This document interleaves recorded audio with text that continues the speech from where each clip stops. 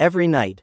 This man prayed to all the gods in the world that when he woke up the next day, he would live in a fantasy world. And then, one day, his prayer was answered. But in a way completely different from what he had hoped for. He woke up and became a barbarian. Thrilled at being transported to a fantasy world, he began his journey to explore the magical land he had long dreamed of, learning new languages and the knowledge of the locals to blend in. However, with his fearsome appearance and near overwhelming strength, he was constantly mistaken for a monster. Yet, he seemed unaware of this, believing that by doing good deeds, he would be loved by others. True to the saying, rough exterior but a kind heart, well, let us dive into the main story. At the heart of the world, in the vast white wasteland, monstrous creatures roam. A white serpent that devours glaciers. A gray bear that shakes the earth. And a vile rat that pollutes the oceans. Yet, a former emperor who survived the white wasteland once said, "The most dangerous thing there is not the monsters." At this moment, in the white wasteland, relentless tremors echo. A young woman defeats a monster with her bare hands amidst a raging blizzard. Not far away, a deafening explosion erupts. A man's sturdy hand grips the monster's claw tightly. He lets out a piercing roar, asserting his strength. Just then, another figure approaches slowly. The monster, upon seeing him, trembles in fear. He grips a sharp weapon tightly. With swift, decisive slashes, the monster is sent to its grave for free. Afterward, he stands alongside the other two. Only a barbarian would boast of their ignorance so boldly. He walks toward the bewildered girl and asks, "How much longer must I linger among these crude fools?" She stares at him, wide-eyed, like a toddler. "What is a fool? Can you eat it?" Hearing this, he sighs in exasperation and walks away. And so, the bald young man and the naive girl leisurely sit down to enjoy the monster's meat. At that moment, Kettle strides toward them like a demon. "I clearly told you not to eat that, it will kill you." A menacing aura radiates from him. "It has not even been a week, and you have already eaten it all." The girl, sitting below, stammers, unable to respond. Then, the two of them put on an utterly convincing act, as if it were a noble challenge. "And you call that something to be proud of?" Before he finishes, Greta's pupils constrict. His face turning pale as if struck by sudden illness. He writhes in pain, foaming at the mouth with white bubbles. Then, Greta collapses, to the girl's panic. "Greta, what is wrong? Stay with me." Meanwhile, Kettle merely exhales. "I told you, but you did not listen." With that, he turns and walks away, leaving the girl frantically slapping Greta's face. "Wake up, Greta, come on." Kettle, with his back turned, stands in the blizzard and softly mutters, "This is not what I wanted." The narrative shifts to Kettle's inner thoughts. In a world full of magic and wonder, in a realm of marvels and sorcery, I quit my job and set off on a journey. I climbed the highest mountain on Earth. I reached the center of the planet. I even ventured to the southernmost pole. But, of course, nothing happened. Reality is the furthest thing from imagination. Every night, I prayed to awaken in a dream, and one day, that prayer came true. The scene shifts to a nearby place where a horse-drawn carriage and a group of people trudge through the falling snow. Damn, it is freezing. A man with golden hair glances at the person beside him. Then wrap yourself tighter, unless you want to freeze to death. The young man shields his face with his hand. Struggling to reply, I am already wrapped up, sir. Another person nearby hurriedly speaks, Captain, no matter how big the reward, this is insane. Crossing the white wasteland. But the captain responds with a resolute expression, quiet. Didn't we all agree to this? The young man averts his gaze, muttering, we did not know it would be like this. Inside the carriage, the old butler, irritated by their complaints, clicks his tongue. Damn, it is cold. He coughs lightly, then cautiously looks at the person before him. My lady, are you all right? The girl with green hair, Milena of House Akasa, flashes a bright smile. I am fine, she cheerfully tells the butler. Outside, the complaints continue. Damn it, I am going to freeze out here, unable to take it anymore. The butler glares outside and snaps, that is enough insolence. Yet, Milena remains empathetic. Don't be too harsh, they are the only ones who agreed to escort us through the white wasteland. Her expression turns slightly worried. Still, should not we let them inside? They look like they are about to freeze. As the blizzard intensifies, everyone struggles to shield their faces. The butler hesitates, looking at her. No, my lady, you know what lurks in the white wasteland. Milena lowers her head. The monsters, right. Long ago, an emperor with ambitions to rule the world set his sights on conquering the white wasteland. He led countless warriors and soldiers into the fray. Years later, when his empire had crumbled into oblivion, he returned alone, broken and deranged, aged decades beyond his years. He spoke of monsters in the wasteland, but claimed the true danger was not the beasts, but the barbarians. A familiar silhouette emerges. Likely Kettle. The butler speculates, it is probably just a legend. Malena counters, but the emperor's words were not baseless. Many of the monsters he described were later confirmed to exist. The butler smiles reassuringly, yet no one has ever seen a barbarian. Malena nods, conceding. Indeed, countless tales have been passed down, but none mention barbarians. Outside the carriage, the captain suddenly shouts, "Everyone, stop." He grits his teeth, staring ahead. Something's out there. What is it? The captain squints, trying to see through the thick snow. Finally, he exclaims, "I can't make it out." A second later, his face fills with dread. "I have got good news and bad news." The team urges him to speak. He freezes in place. Damn it, the good news is it is fairly small. The bad news is. Kettle's silhouette becomes clearer in the snowfall. It is coming toward us. Everyone shares the same horrified expression. The butler's eyes widen as he peers out. The captain immediately heightens his guard, gripping his sword's hilt. His face a mix of fear and vigilance. The figure becomes clearer. A man with grayish-white hair, chiseled abs, and large scars. Kettle strides boldly toward the group, his eyes glinting with a purple hue. A team member raises an axe, shouting, "It is a barbarian."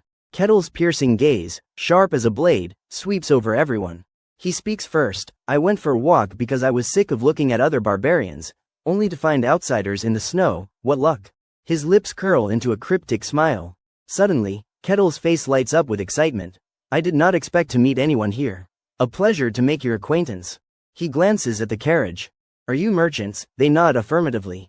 Kettle continues, "And you are hired mercenaries escorting them, right?"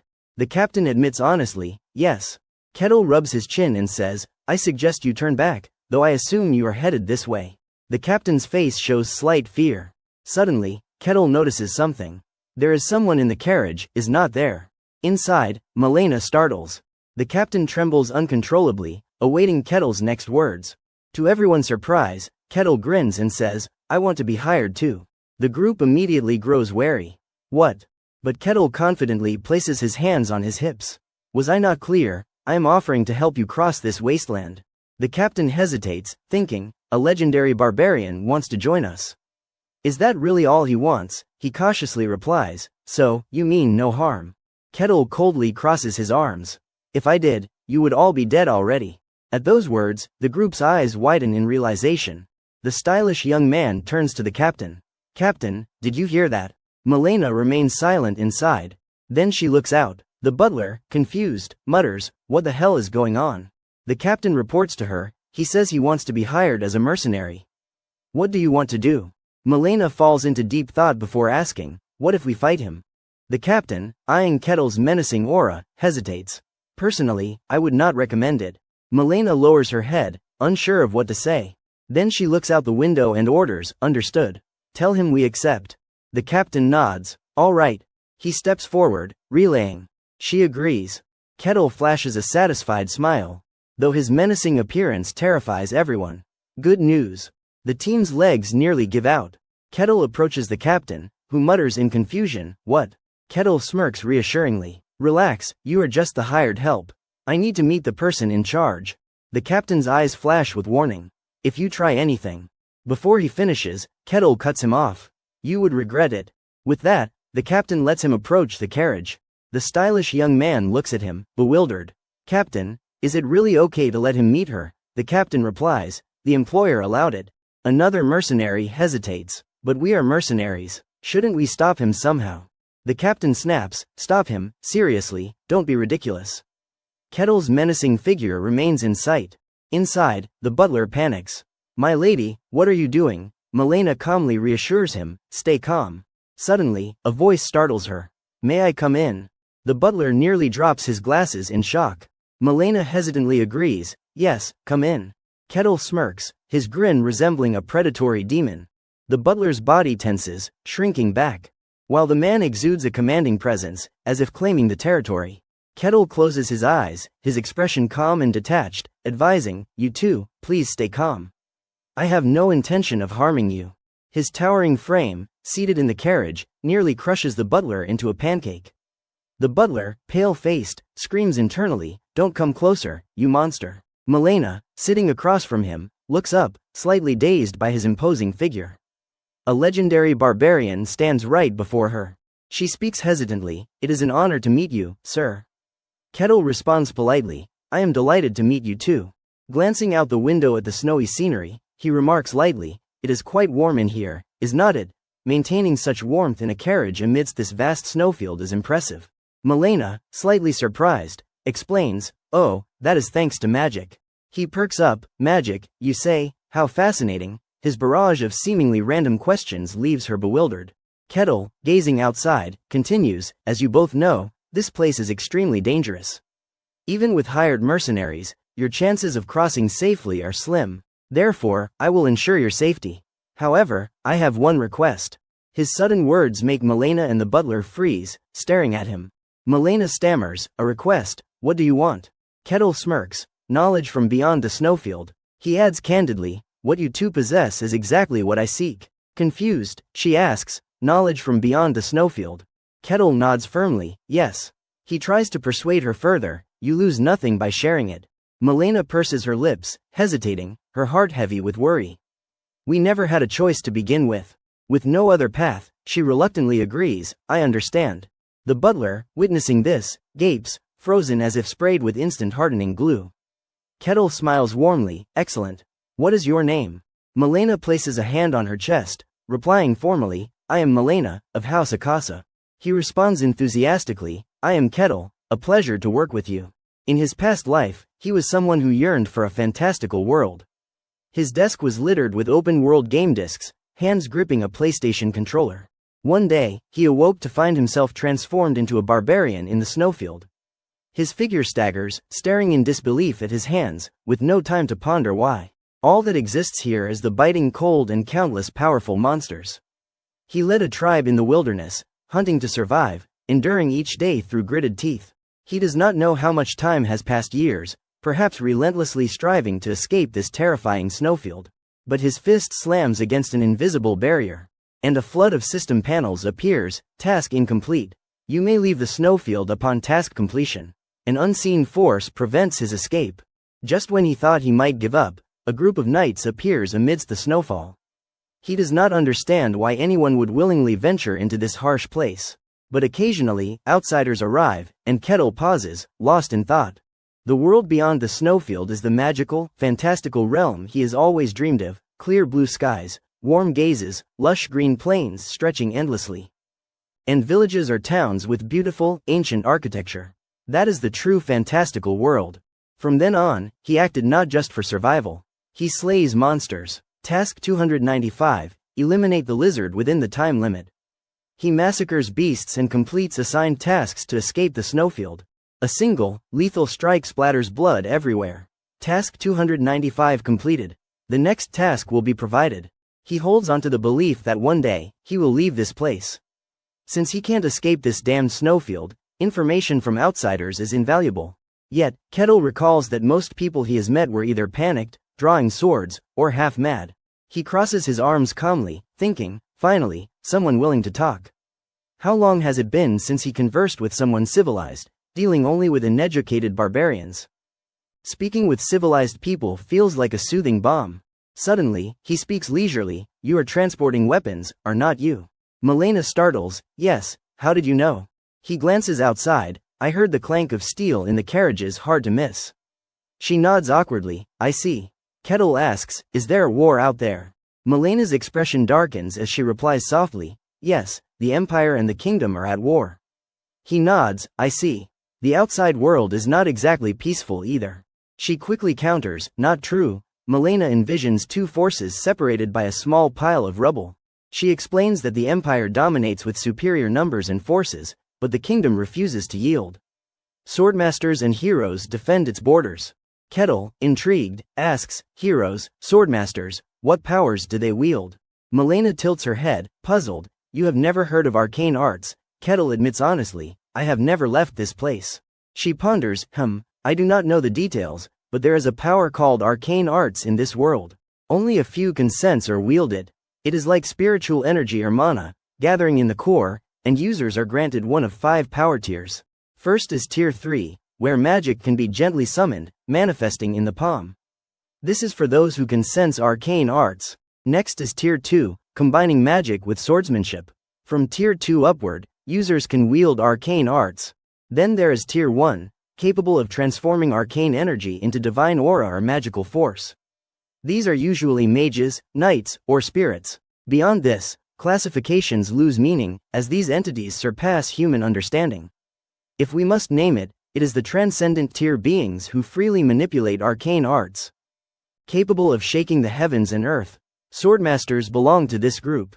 Finally, there are heroes monsters who far exceed arcane mastery, wielding world-altering influence. Each hero is a living legend. Milena reflects, explaining that their powers classification is proof of its might. Even a Tier 3 is considered a master in a small region. Kettle longs, I want to meet them. She pauses, skeptical, huh? Kettle does not reply, gazing at the distant sky. In his mind, I do not remember how long I have been trapped here, just surviving in despair. All he knows is that the snowfield lies at the heart of a fantastical world he can't escape. Standing on a sharp cliff, facing the snowy wind unique to this place, he knows the fantastical world lies beyond. Kettle lowers his head, I desperately want to leave. But his lips curl into a smile as he counters himself, number. His face hardens with resolve, I will leave. Time passes, snow accumulates on the carriage roof, and they press forward. Milena suddenly asks, Kettle, you are a barbarian, right? He replies calmly, you could say that. From your expression, it seems you have heard of me. She admits, yes, it is a legend. The word surprises him, and Kettle exclaims, a legend, about me. She is equally shocked, you did not know, tell me everything, he urges. Later, Kettle laughs heartily, recalling, so that is it. That old emperor, I thought he was just a madman. Milena gasps, what? He shrugs, don't worry about it. That legend is true, it happened long ago. She stammers, is that so? He muses, curious, all right. Judging by the caravan, you are transporting a large amount of weapons. Why cross the snowfield? She pauses, lips trembling, we need a lot of money. Milena lowers her head gloomily. Our family has run a business for generations, amassing wealth. But rivals sabotaged us, leaving us in debt. This journey is to save our family from collapse. Kettle strokes his chin, deducing, a journey to settle debts. I see. So, you are selling weapons to the kingdom at war with the empire. She is surprised, yes. He explains leisurely, you said the empire has superior numbers, meaning they do not lack weapons. If not the empire, then the kingdom needs them. When supply is scarce and demand is high, prices soar. I do not know the value out there, but with that quantity, it must be significant enough to risk crossing the snowfield. Milena is stunned, exactly. Her mind darkens, unable to believe it.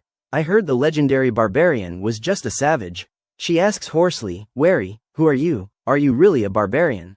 Suddenly, a massive tremor startles Milena into alertness. The carriage wheels wobble, rolling rapidly. The butler stammers in panic, what is that? A piercing scream echoes into the carriage. The butler, terrified, cowers, his face pale. In contrast, Kettle calmly glances outside, his tone casual, we have some uninvited guests. Outside, snow falls gently, dust and mist swirling in the air. A monstrous creature, resembling a living mound of oozing sludge, glares with bloodthirsty red eyes. The mercenaries escorting the caravan freeze in terror. What is this? Milena, horrified, her face ashen, hears a calm voice speak up. A black slime, huh? Kettle strokes his chin, pondering, is that what it is called? Milena, trembling, confirms, yes, it is documented in the archives. He grows curious, archives. Milena explains, over the years, many skilled adventurers have tried to cross this land. Only a few lucky ones survived. Those who did left records of the creatures they encountered. Among them, black slimes appear most frequently. She asks seriously, so, Kettle, do you know anything about it? He replies cheerfully, of course, it is tough and chewy, but tastes pretty good. Milena, stunned, gasps, wait, you actually ate it? Kettle shares earnestly, want to try? I will grab a few. She shudders, goosebumps rising, and coldly declines, no, thanks. Boom, a deafening crash interrupts. Milena startles. Outside, the grotesque black slime roars. The captain stands frozen, unable to calm himself. Milena quickly senses something amiss and calls out in panic, "Kettle." He remains silent, calmly observing the scene outside without responding. Milena, bewildered, calls again. Kettle speaks slowly, "I made a pact with you." Closing his eyes, he continues calmly, "I swore to protect your lives, so I won't act unless it is truly dangerous." Her eyes widen in shock. "What do you mean?" His tone remains relaxed. "That thing, I could handle it as easily as eating porridge." Kettle smirks, leaning back, playing the role of a dedicated spectator. "More importantly, I want to assess this team's strength myself." The black slime's chaotic roars finally snap the group back to reality. The captain hurriedly issues orders, "Raise your shields." A subordinate complies instantly, "Yes, sir." As the shield is raised, the black slime slams into it. The mercenary's feet slide back through the snow, struggling to hold his ground. But moments later, he is knocked back, sent flying. Another mercenary leaps high, swinging an axe with a bold shout. Boom! A thunderous explosion rings out as he is flung backward, crashing somewhere and coughing up blood. His axe slips from his hand, landing in the snow, emitting a faint purple smoke. A terrified voice questions, "What the hell is this?" The black slime grows more frenzied, rearing up and roaring with its gaping maw. The captain, brows furrowed, commands, "Black slimes can only move in straight lines. Spread out and combine your strength." The mercenaries respond swiftly, "Got it." A mercenary in a green cloak charges straight at the slime, leaping and drawing back his spear. As he lands, he swings fiercely, slicing across the slime's face. Enraged, it roars louder, spewing slime everywhere. Suddenly, faint green sparks gather in another mercenary's hand, infusing his spear. He hurls it with force, cutting through wind and snow, piercing the massive black slime in an instant. Leaving his comrades stunned, the slime wails in agony, its gooey body punctured, struggling to reform. The captain channels arcane arts into his sword, charging forward while shouting, "Don't stop, keep pushing." His blade flashes with a brilliant green aura. He adds urgently, "Normal attacks are useless. Aim for the core, it is hidden inside its body." Time drags on, with countless slashes and stabs forming a relentless barrage. Finally, the captain raises his sword and thrusts downward, his arcane power surging. The red core shatters into pieces. A weak wail fades as the slime's fluid rapidly melts away, leaving only the broken core on the snowy ground. The team catches their breath, then erupts in excitement. "We did it." Milena rejoices, "They actually defeated it." Kettle watches quietly. As they continue their journey, they encounter a massive snow wolf. Wait, another monster. They target its throat, some slashing, others stabbing, and some blocking. Through their combined efforts, the beast's hot blood sprays, its life fading. With a heavy thud, it collapses. The group gathers around, still shaken. "So this is a snowfield wolf, not that impressive." A mercenary remarks to the captain, "The rumors were probably exaggerated." The captain snaps back sternly, "Stay vigilant. We are not even halfway through." Another mercenary, frustrated, glances toward the carriage, muttering, "But is that barbarian really as strong as the legends say? I mean, is not he just a myth?" They whisper about Kettle, "He is supposedly the apex predator of the snowfield, yet he is following us for protection, shouldn't we test his strength?" The captain, hearing this, frowns, wavering. With resolve, they approach. Milena notices their suspicion, while Kettle silently observes. Standing in the snowy wind, the mercenary who raised the issue speaks up, "My lady, I have something to discuss." She is curious, "What is it?" He responds firmly, "We are risking our lives for this mission. As mercenaries, we signed a contract with you, it is our job." Milena, standing outside, replies sincerely, "Yes, and I truly appreciate that you accepted this request. I value your help." She thinks to herself, an escort mission through the snowfield, others fled when they heard the details. "Without you, I could not have started this journey." The mercenary continues, "Still, something bothers us." Milena startles as he asks seriously, "That barbarian has not fought once, has he?" She hesitates, but before she can respond, he declares solemnly, "So, we want to test if he is worthy of the special treatment he is getting." Milena, unsure, avoids his gaze and asks softly, "How do you plan to test him?" She looks awkwardly at the captain, who sighs, troubled, "I tried to stop them, but they would not listen." Kettle, understanding, chuckles and speaks up, "So, you want to test my strength, fine." He steps down casually, adding, "But now's not the time." The mercenaries are confused. Kettle looks up coldly, "We already have uninvited guests ahead." The group grows more puzzled, What are you talking about? Suddenly, a deep, ominous voice echoes behind the mercenaries, dripping with murderous intent. Ah, weak mortals from beyond the continent have arrived. It has been ages since I have enjoyed a soul feast. The group turns, horrified. Before them, a massive serpent opens its maw, revealing long, sharp fangs. With an eerie presence, it hisses, "Hand over your lives, pathetic mortals." The white serpent sneers loudly. "Struggle as you like, it only makes the meal tastier." Milena screams, covering her ears. The young man beside her does the same. A voice suddenly rings out. "Stop right there." Kettle, his face stern, speaks firmly, "You two are my clients. Step back." The white serpent, hearing this, appears before him. "Why are you here? Have you forgotten the rules of the snowfield? You left your tribe's territory." Kettle, visibly irritated, cuts it off. "That is none of your concern." The white serpent retorts, "How absurd." The battle erupts fiercely. It is the white serpent against the barbarian. The serpent roars, "How dare you command me, I who was promised eternity." Kettle prepares to strike. "Want to taste my fist?" His punch rockets toward the serpent, which retaliates in sheer terror. Whirlwinds from the clash terrify onlookers. The young man grits his teeth, struggling to endure the escalating chaos. Milena shields herself with her hands. "My lady, the white serpent is growing fiercer," it cries. "You are the type that needs a beating to listen." She collapses to her knees, stunned and hesitant. Kettle's sharp gaze flares. "I will handle this quickly." His powerful steps are ready. This won't take long. Kettle charges at the white serpent. His fists glow, and the bottle's light shocks those around. Afterward, Kettle returns, "I have committed a grave sin.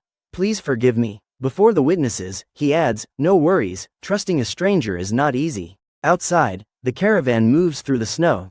The cold and falling snow make the butler cough heavily, drawing Kettle's attention. He turns to Milena, asking abruptly, "Now that I think about it, I have a question." She looks at him. "What is it?" Crossing his arms, his face tense, he observes her attire and demeanor. "You do not seem like an ordinary member of your clan. Why undertake such a dangerous journey yourself?" She replies quickly, "I am the eldest daughter of Velika, a concubine of Lord Akasa." Kettle asks, "A concubine's daughter, so, you are the child of a secondary wife?" She nods, "Yes." Milena begins recounting her past. "My mother came here for a political marriage but was cast aside. A pitiful woman with no real power." Kettle empathizes, "I understand." Milena, clenching her fists, continues, "My mother and I are part of the clan in name only, treated like servants." She lowers her head confidently, "I did not mean to say so much." Moments later, Milena declares boldly, "I volunteered for this journey." Kettle, arms crossed, faces her, "Really?" She admits, though it is a risky journey, avoiding his gaze and stammering, "Someone had to set an example." Kettle smiles, "I see, you are quite shrewd." Milena, surprised, loses confidence. She listens silently as he continues, "You are ambitious too." She sweats, hesitating. Both Kettle and Milena gaze out the window. "We are here, are not we?" The mercenary captain marvels at the stunning scenery. The butler bows politely, "Thank you so much." Kettle asks Milena, "How will you return?" She responds, "We will pass through the empire." He smirks, "Since you have sold the weapons, you are no longer carrying contraband. Crossing the border won't be too difficult." Staring at her, Kettle adds, "You are shrewd and ambitious." "What did I mean by that?" Milena and the butler glance at him as he explains, "You are intelligent and highly ambitious." Raising his hands, he elaborates, "Your clan was once respected but now faces crisis due to financial ruin. Though you are a concubine's daughter, if you save the clan from collapse, who do you think the retainers will follow?" He lowers his voice, "Your goal is to seize real power in the clan, is not it?" Milena ponders a perfect response, her thoughts deepening. Yes, it is typical for a concubine's child to face dangerous trials to inherit the clan. Focusing on him, she thinks, "This barbarian is shrewd. He is not like those arrogant brutes, defeating the white serpent without breaking a sweat. If that strength were on our side." She speaks loudly, "Kettle, if you plan to leave the snowfield." His face freezes at her question. "Why not come with me?" Kettle politely declines, "For now, I must refuse. I have tasks to complete." Milena lowers her head, smiling faintly, "I understand." Clenching her fists, she suddenly offers a necklace. "Will you take this?" Beaming, she adds, "If you ever leave and visit House Akasa, show them this." Kettle, not wanting to disappoint, smiles brightly, "If it is a gift, I will gladly accept." The butler expresses respect, thank you sincerely. Kettle, looking at the necklace with regret, says, one day, I hope we meet again. Milena responds eagerly, absolutely. Kettle watches the caravan depart, his heart heavy with sorrow. 5 long years later, in the snowfield, all conditions are finally met. A system panel appears, task 784 completed. Reward granted, conditions met. You may leave the snowfield. Kettle steps forward with courage, my first step. A radiant smile blooms as he enters the fantastical world he has always longed for. Kettle closes his eyes, savoring the scent of fresh grass, the aroma of wild beasts, and the smell of rivers, none of which exist in the snowfield. He smiles faintly, his face full of contentment. Wonderful, truly wonderful. Opening his eyes, he gazes at the landscape with pride. Back in the snowfield, he had shouted, damn you, wretched white wasteland, I hope I never see you again. But here, the scenery is refreshing and pleasant. This is the fantastical world. Lush greenery, gentle sunlight. The world he dreamed of, one he thought he would never reach. A world full of wonders and unknowns. Though I started in the worst way, I survived. He muses, if that is the case, I will embrace this world. Magic and swordsmanship, dragons and elves, everything a fantastical world can offer. He stands in awe on the verdant grass. Without that desire, I would have died long ago. The snowfield was a hell where mere will to survive was not enough. Gazing into the distance, he senses something unusual. There is a place ahead teeming with life. Kettle grins, it must be a village. Could I finally see a real settlement in this world? He recalls a man and a girl covered in snow. Back in the snowfield, I tried explaining to those ignorant barbarians the importance of proper shelter. They just dug holes in the snow and stared at me like I was speaking an alien tongue. I truly missed human villages, sturdy, orderly. Closing his eyes again, he wonders, what should I say when introducing myself? A polite greeting or something classic? What kind of world is this? Kettle gazes at the mountains and lush trees. Either way, I will approach courteously. The ancient trees here are well tended, vibrant. Suddenly, an elf village elder points ahead, declaring boldly, elves, from now on, this is our new home. The villagers, young and old, cheer with beaming faces. Standing above, the elder shouts, hurry, unload the luggage. The people below respond with excited cheers. A young man with golden hair approaches the elder, saying, elder. The elf elder responds with a cold, slightly annoyed expression, what is it? The young man stammers, are you sure this place is safe? The elder, exasperated, replies, safe. The villagers bustle happily, unpacking with joy. The young man explains, this is a remote wilderness. Humans can't reach here. The elder hesitates, yes, I know, but is not the snowfield right next door? He glares at the young man, who grows nervous. You are worried about monsters from the snowfield, right? The young man scratches his head, hesitating, it is really close, too close. The elder's face hardens, no issue. For thousands of years, nothing has emerged from the snowfield. Besides, we have set up a barrier. The scenery is breathtaking. A concealment barrier masking their presence, making this place appear as an ordinary forest. It took months to establish an ancient elven technique we painstakingly recreated. As long as this barrier stands, no one can reach us. Even if snowfield monsters appear, we are fine. He recalls a beautiful woman. We have our queen, who has swiftly restored our confidence and honor. Even snowfield monsters can't touch her. Kettle, wandering through the forest, pauses. It sounded like something tore. Did I break something? His steps slow, unfamiliar with the terrain. How much farther must I go? A little girl catches his attention, seemingly lost in the forest. He is startled by the sight. An elf, a real elf. One of the first races that comes to mind in a fantastical world. Picturing a perfect elven woman. He smiles excitedly. To meet one so soon, luck is truly on my side. I am glad I survived. The girl, terrified, cries in the forest, I am scared, I do not know where I am. What do? I have gone too far. Sitting to rest, she thinks the trees offer shade, but they do not. She panics upon seeing Kettle. His massive frame and fearsome face break into a smile as he greets her, hello. His towering, monstrous presence freezes her for a moment, before she faints. Amid the serene scenery and passing birds, Kettle stands unsure, frozen himself. She fainted before I could say a word. He squints, I should take her back to her village. Carrying her gently, he thinks of beautiful scenes. Mythology says elves are peaceful and organized. If I return a fainted child, they might see me as a good person. How hospitable are elves? Smiling sincerely, I am a bit excited. His large hand holds the girl gently. But the villagers spot him and scream in panic. Impossible, a human here. They eye Kettle warily, some gripping weapons, others crying. Who are you? How did you breach the barrier? Kettle, disappointed, this is not going as planned. A mother sobs, demanding her child, if you do not return her, I will chase you to the ends of the earth. The elder collapses, we are exposed. This barrier was built with ancient elven magic. No ordinary human could breach it. If it is broken, it must be a premeditated human act. Kettle stares, they think I am a kidnapper. Looking at the girl, I need to clear this up. As the noise wakes her, her eyes open. Kettle sets her down. Go back to your people. She looks up at his terrifying face, bursts into tears, and runs to her parents. Is my face that scary? He freezes, back in the snowfield. I thought I looked normal. Facing the villagers, as you see, I am not your enemy. The elder shouts, the hostage is freed. Attack with arrows. Kettle, unable to explain, thinks, not even a chance to speak. Kettle's face darkens. Elves are wilder than I thought. According to legends, elves are a peaceful, upright race, loving nature and seeking harmony. Yet, in reality, they are fierce and brutal. Living in the wilderness, where the strong survive, peace is an illusion. In that sense, their ruthlessness makes sense. Kettle, hand on his chin, stands pensively as arrows fly toward him. So this is reality. Noticing something odd, what kind of magical tool is he using? He must have limits.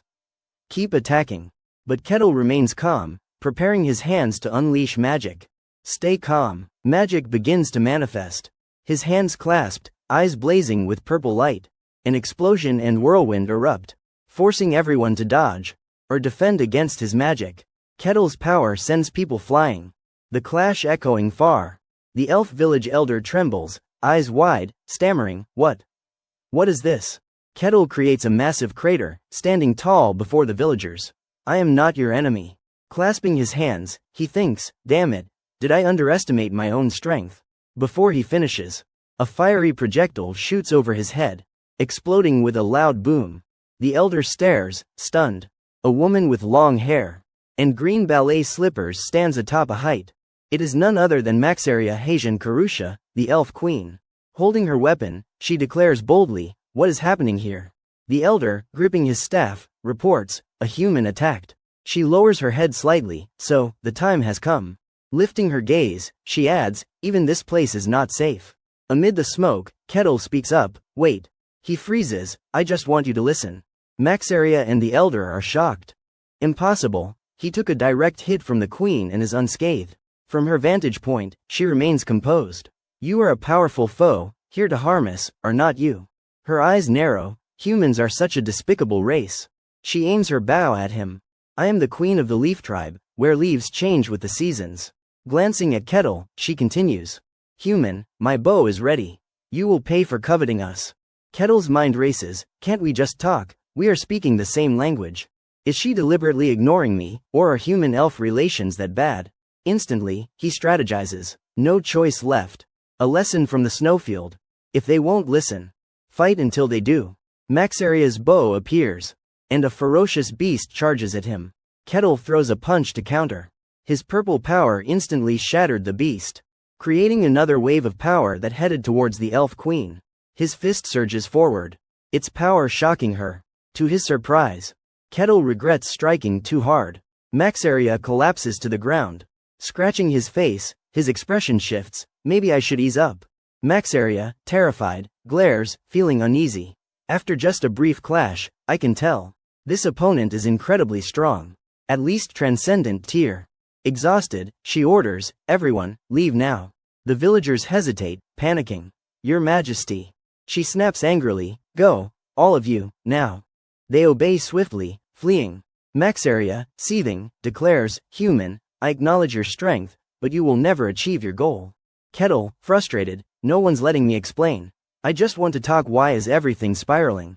She mutters a spell under her breath.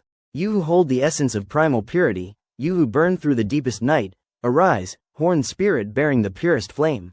Her fierce gaze ignites. Magic manifesting from her hands.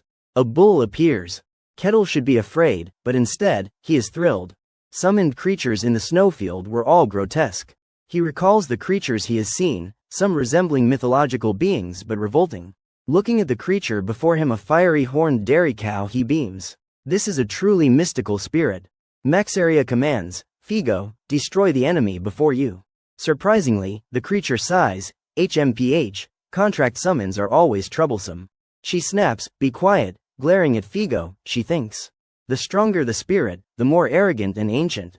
I could not normally summon this level, but with another tribe's aid, I barely forged this contract. I did not expect to use it now. Fulfill the contract, Figo. Maxaria, tense, shows worry. The condition is to kill this human. Figo hesitates before the formidable opponent. Is this even a human? A majestic, fiery bull appears. Kettle gazes at the summoned creature with sparkling, admiring eyes. Incredible, a true spirit beast. This is the fantastical world. Maxaria's voice snaps him back. A human has invaded our home. Figo, displeased, growls, a lowly human dares to covet the race of nature. I have decided I will burn you to ashes. Kettle stands stunned by the situation. Figo's eyes gleam, mana swirling around it, altering the air. Its hind legs surge with power, tail flicking. As it charges at Kettle with overwhelming force. Kettle stares blankly at the fiery bull rushing toward him. A massive explosion erupts, scattering earth and stone. Maxaria, at a distance, shields herself from the blast shockwave. She looks at the battle, astonished. As a hand emerges from the dust, gripping Figo's horn. As the dust clears, Figo can't believe the scene. Kettle smirks, a beast, even better. He tightens his grip on the horn, pulling back his other hand, clenched into a fist. I do not mind crushing it barehanded. Kettle lands a devastating punch on Figo's head. A burst of energy flashes, unleashing a massive shockwave. The blast tears through the forest, shaking the continent. At the bottle's center, relentless explosions erupt. And Maxaria feels the pressure of the aftershocks. Kettle continues pummeling his foe. When the battle finally stops, Maxaria, unable to hold back, kneels, gasping. What? She stares at the ravaged scene and the man standing amidst it. Impossible. Speechless, she watches Kettle approach. Terrified, she bows her head. Please. Her plea halts Kettle. Spare my people. He looks down at her trembling form. I am not your enemy. Maxaria, shocked, looks up skeptically. What? Kettle explains, astounding her. After a long debate, they accept he is not an enemy. Maxaria bows remorsefully. I am sorry, human. We judged you too hastily. Reflecting on his earlier expression, she realizes they mistook the child's savior for a kidnapper, a grave discourtesy. Kettle, arms crossed, gives a helpless smile. It is fine. You said humans hunt you, right? Still, it is a bit sad you never tried listening. Maxaria, still wary, asks, you are really not one of those hunting us? Kettle replies calmly, this is my first time meeting elves. There are none in the snowfield. Maxaria gasps, what, the snowfield? Her words surprise him. The gray barbarian of the snowfield, that is what outsiders call me.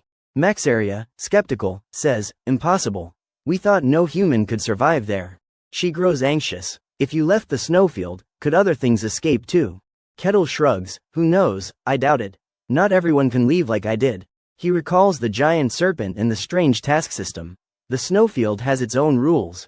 Even a creature as strong as that serpent could not break them. For some reason, I was granted a way out through tasks. His eyes grow pensive. I am likely a rare exception. Maxaria sighs in relief. That is good then. Kettle inquires, is your spirit beast okay? Scratching his face awkwardly, that fire bull, I split it in half. Maxaria, standing, reassures him, don't worry.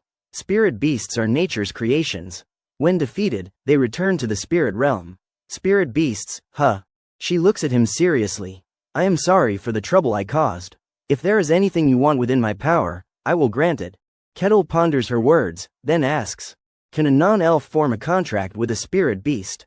Maxaria, uncertain, replies, it is nearly impossible, I think. She explains, a human deeply attuned to nature might form such a bond, but the chances are slim. She pauses, struck by his sharp words, then suggests, if you truly want to contract a spirit beast, try elf or sagrado. Maxaria envisions a vibrant, green land, the elves' holiest sanctuary, where their deities reside. That sacred place might give you a chance. Kettle, pointing to himself, grins, a human like me can enter. Maxaria clarifies, normally, no. But with my introduction, you can. I will give you a map, keep it secret. Thinking of that land, she summons a fireball.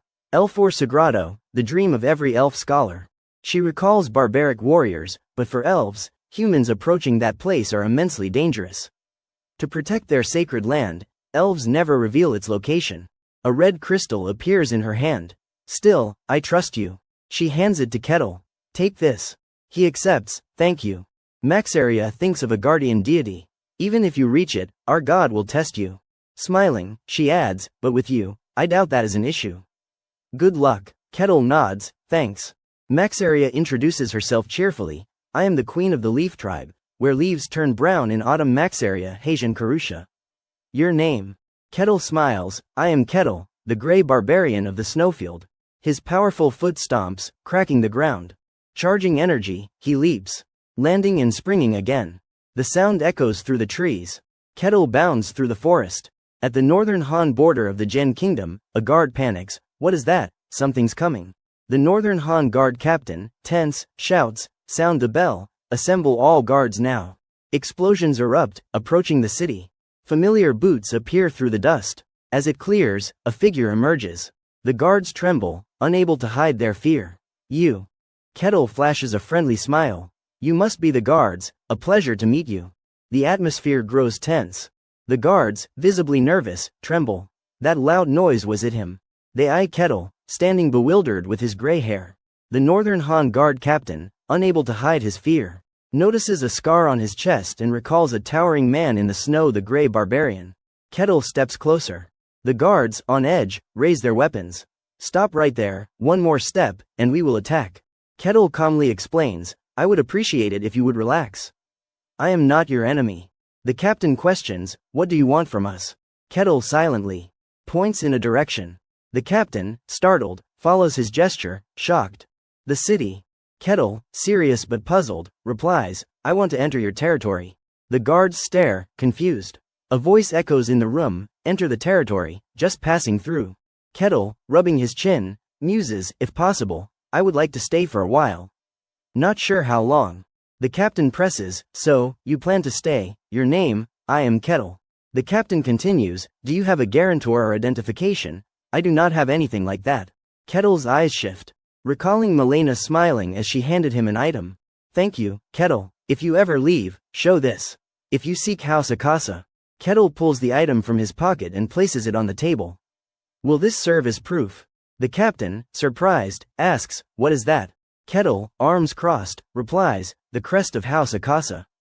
I received it from someone of their bloodline. The captain inspects it. House Akasa, the merchant clan of the Daniel Kingdom, right. Holding the crest, he notes, they visited the snowfield years ago. Kettle, surprised, asks, you know them? The captain does not hide it. Recently, they have risen fast. Since their new head took over, they have expanded quickly. Kettle inquires, can this crest serve as identification? The captain hesitates. It does not look fake, but it is hard to verify. You are not from this kingdom. This is the Gen Kingdom. He sets the crest down. Still, it is useful. You can enter, but with conditions. Kettle, curious, asks, conditions? The captain looks serious. We need to verify you are not a threat. Kettle's voice carries doubt, a team. The captain explains, 3 others are also seeking entry. The condition is to clear a nearby dungeon with them. Kettle, rubbing his chin, grins, form a team, easier than I thought. He chuckles, I accept, but there is another condition. The captain nods, after clearing the dungeon, report everything that happens inside. Kettle smirks slyly, I see. You do not know their identities either. Observing is to weed out threats, a clever plan. The captain, astonished, stares. Are you really a barbarian? Kettle nods, yes, I am the gray barbarian. The captain, quietly terrified, thinks, I thought barbarians were dim-witted. You are the first to make me reconsider. Standing, he says, enough talk. Let us go. A mustached man sighs, it is the law, but clearing a dungeon with pickpockets like sewer rats. Alexandro Tiranu, claiming to be a paladin, grumbles, such a hassle. Kasan hacks, a thief, sneers, got a problem. Mad you lost your coin to a thief, old man. Alexandro snaps, you dare insult a paladin, brat. Kasan scoffs, paladin, my foot. Paladins today wear armor like that, if you were one, you would not be here. You are just a wandering self-proclaimed paladin, right? His words hit a nerve. You are a drifter like me. Alexandro grips his sword as Kasan mocks, Tiranu, where'd you dig up that name? Furious, Alexandro draws his sword. Kasan twirls a dagger. Its blade oozing strange green liquid. Want to test me? Think that tattered armor can withstand my strike? Alexandro tightens his grip. Their weapons clashing, sparking platinum light. A voice interrupts, I would prefer you both stop. A priestess sighs, watching them. Chris H. of Kaloja, sitting in a corner, mutters. Must I clear a dungeon with this lot? Is this safe? She analyzes, the dungeon requires at least 4. Another's coming. A sound startles her. The captain enters, the final members here. Kasan perks up, I hope it is someone normal. See for yourself. Heavy, beast-clad boots step in. Kettle enters with overwhelming presence. The room's occupants freeze, shocked. Kettle smiles, you are my teammates. Alexandro thinks, he is huge. Chris, stunned, whispers, is that a human? Kasan feels the pressure, what is this aura? Kettle waves enthusiastically, nice to meet you. The captain instructs, all right, introduce yourselves. I will be back. Kettle looks at them, let us start. I am Kettle, the Grey Barbarian. He glances at Kasan, I am Kasan Hax, a thief. A thief. Alexandro coughs, interrupting, I am a paladin, Alexandro Tiranu. Kettle asks, a paladin, can you use holy power? Alexandro, flustered, admits, usually, yes, but I am a special case I can't. Kettle, puzzled, says, I see. Chris speaks, I serve the god of deception and illusion, Kaloja. I am Chris H. her priestess. Kettle, surprised, says, a priestess, nice to meet you. Even a priestess with an unclear background. Chris, embarrassed, explains, my god, Kaloja, is of trickery and illusions not well regarded. Kettle nods, got it. The captain returns, interrupting. If you are ready, let us go. Kettle and Alexandro remain composed, while Chris and Kasan seem uneasy. Later, the captain announces, we are here. Kettle, surprised by the surroundings, watches as the captain stands before a cave, introducing, this is the dungeon's entrance. He explains to their varied expressions, a 3-level dungeon. You will face undead monsters. Kettle grins confidently, clear the dungeon and bring back the emblem. Kettle opens the conversation, let us start planning. Can you explain, Kasan? The thief, Kasan Hax, visibly nervous, sweat beading on his brow, stammers, Sir Kettle. Kettle responds courteously, no need for formalities. We are teammates, right? Kasan, embarrassed, scratches his head with an awkward laugh before adopting a serious tone. All right, here's the plan. Kettle and the knight will lead the charge, forming the front line. I will handle detecting traps. The priestess will stay back, supporting with magic. Thoughts? Kettle's eyes light up with enthusiasm. Got it, sounds good. Kasan gives a shy smile. The 4 form a formidable, spirited team. Let us do this. The scene shifts to night. The group, wary and alert, nears the battlefield in near darkness. Chris frets, gods, I can't see anything. Kasan, sweating nervously, thinks, no guards, no traps. It is eerily calm. Suddenly, his sharp eyes spot something. Approaching Kettle, he taps his shoulder, whispering, hold on. Monsters. Kettle, puzzled, replies, I do not see anything. Kasan points to scattered bones on the ground. See those, skeleton soldiers. One more step, and they will rise and attack. His gaze sharpens, thinking, as expected, that scheming captain knew. This dungeon is not a test, it is a trap to eliminate outsiders. Kettle, hearing this, muses, skeleton soldiers. Kasan continues, warning, they are not easy. Even if damaged or dismembered, they keep moving. Their bone bodies are incredibly durable. This dungeon's difficulty exceeds my expectations. Confidently, Kasan assigns roles. Priestess, ready your spells. Old man, prepare your shield. Kettle, be ready. I will focus on finding weaknesses during combat. Even if destroyed, they move unless you target the neck. Their bones are tough, you will need multiple precise strikes. Kettle praises, excellent leadership. I understand. Kasan advances toward the skeletons, saying, let us go. Kettle watches the skeleton soldier rise. Ready to fight. Alexandro braces his shield. Chris clasps her hands, chanting spells. And Kasan adopts a focused stance for the tense battle. The fight begins. Kettle lands a single punch, shattering the skeleton instantly. The speed and ease shock both him and the others. Beaming, Kettle says, wow, Kasan, you were right, destroy the head, and they stop moving. Kasan, stunned, forces a smile, thinking, that is not what I meant. Skeleton soldiers' bones are steel hard, nearly unbreakable. Even skilled swordsmen without aura can't sever them in one blow. Enhanced by the dungeon's magic, the only way is to target the neck, like felling a tree by breaking its spine. To obliterate their heads into dust like that, it is unbelievable. Sweat drips down Kasan's face, his eyes tense. I knew he was strong, but is he even human? The team, expecting a tough fight, stands dumbfounded as Kettle effortlessly destroys the skeleton. Bouncing on his toes, Kettle exclaims, "Let us keep going." Chris rushes forward, shouting, "Right." Kettle, confused, says, "No need to rush." Kasan quickly agrees, "Yes." Alexandro and Chris, trembling, mutter, "I do not want to die here." After a few steps, Kettle pauses, noticing something odd. A skeleton's head lies at his feet. The others call out, puzzled, as he freezes. Before them, countless skeleton soldiers litter the ground. Chris shrieks, "Skeletons." Kasan, realizing the danger, warns, "This is real, they're coming." Kettle suddenly calls out, "Can I ask a favor?" The others, confused, respond, "What?" Coldly confident, Kettle declares, "Let me handle these wretched bones alone. I want to test something." Kasan, elated, replies, "Sure, do as you please." His face lights up as if striking gold. Alexandro agrees, "Fine by me." Kettle's eyes glow purple, a cryptic smile forming. "Thanks." The battle begins. A skeleton soldier rises, weapon in hand. The team wonders, what is he doing? Kettle, relaxed and confident, muses, what is this structure, interesting. The skeleton swings its weapon. But Kettle easily catches the blade with 2 fingers. Bringing them to his face, his eyes blaze purple as he unleashes a technique. What now, huh? A strange emerald glow surrounds the skeleton as it raises its sword. A metallic gleam flashes. The skeleton slashes. But Kettle dodges effortlessly, grabbing its arm. With a triumphant grin, the skeleton's hand and sword fall to the ground. Kettle examines the lingering glow on his hand.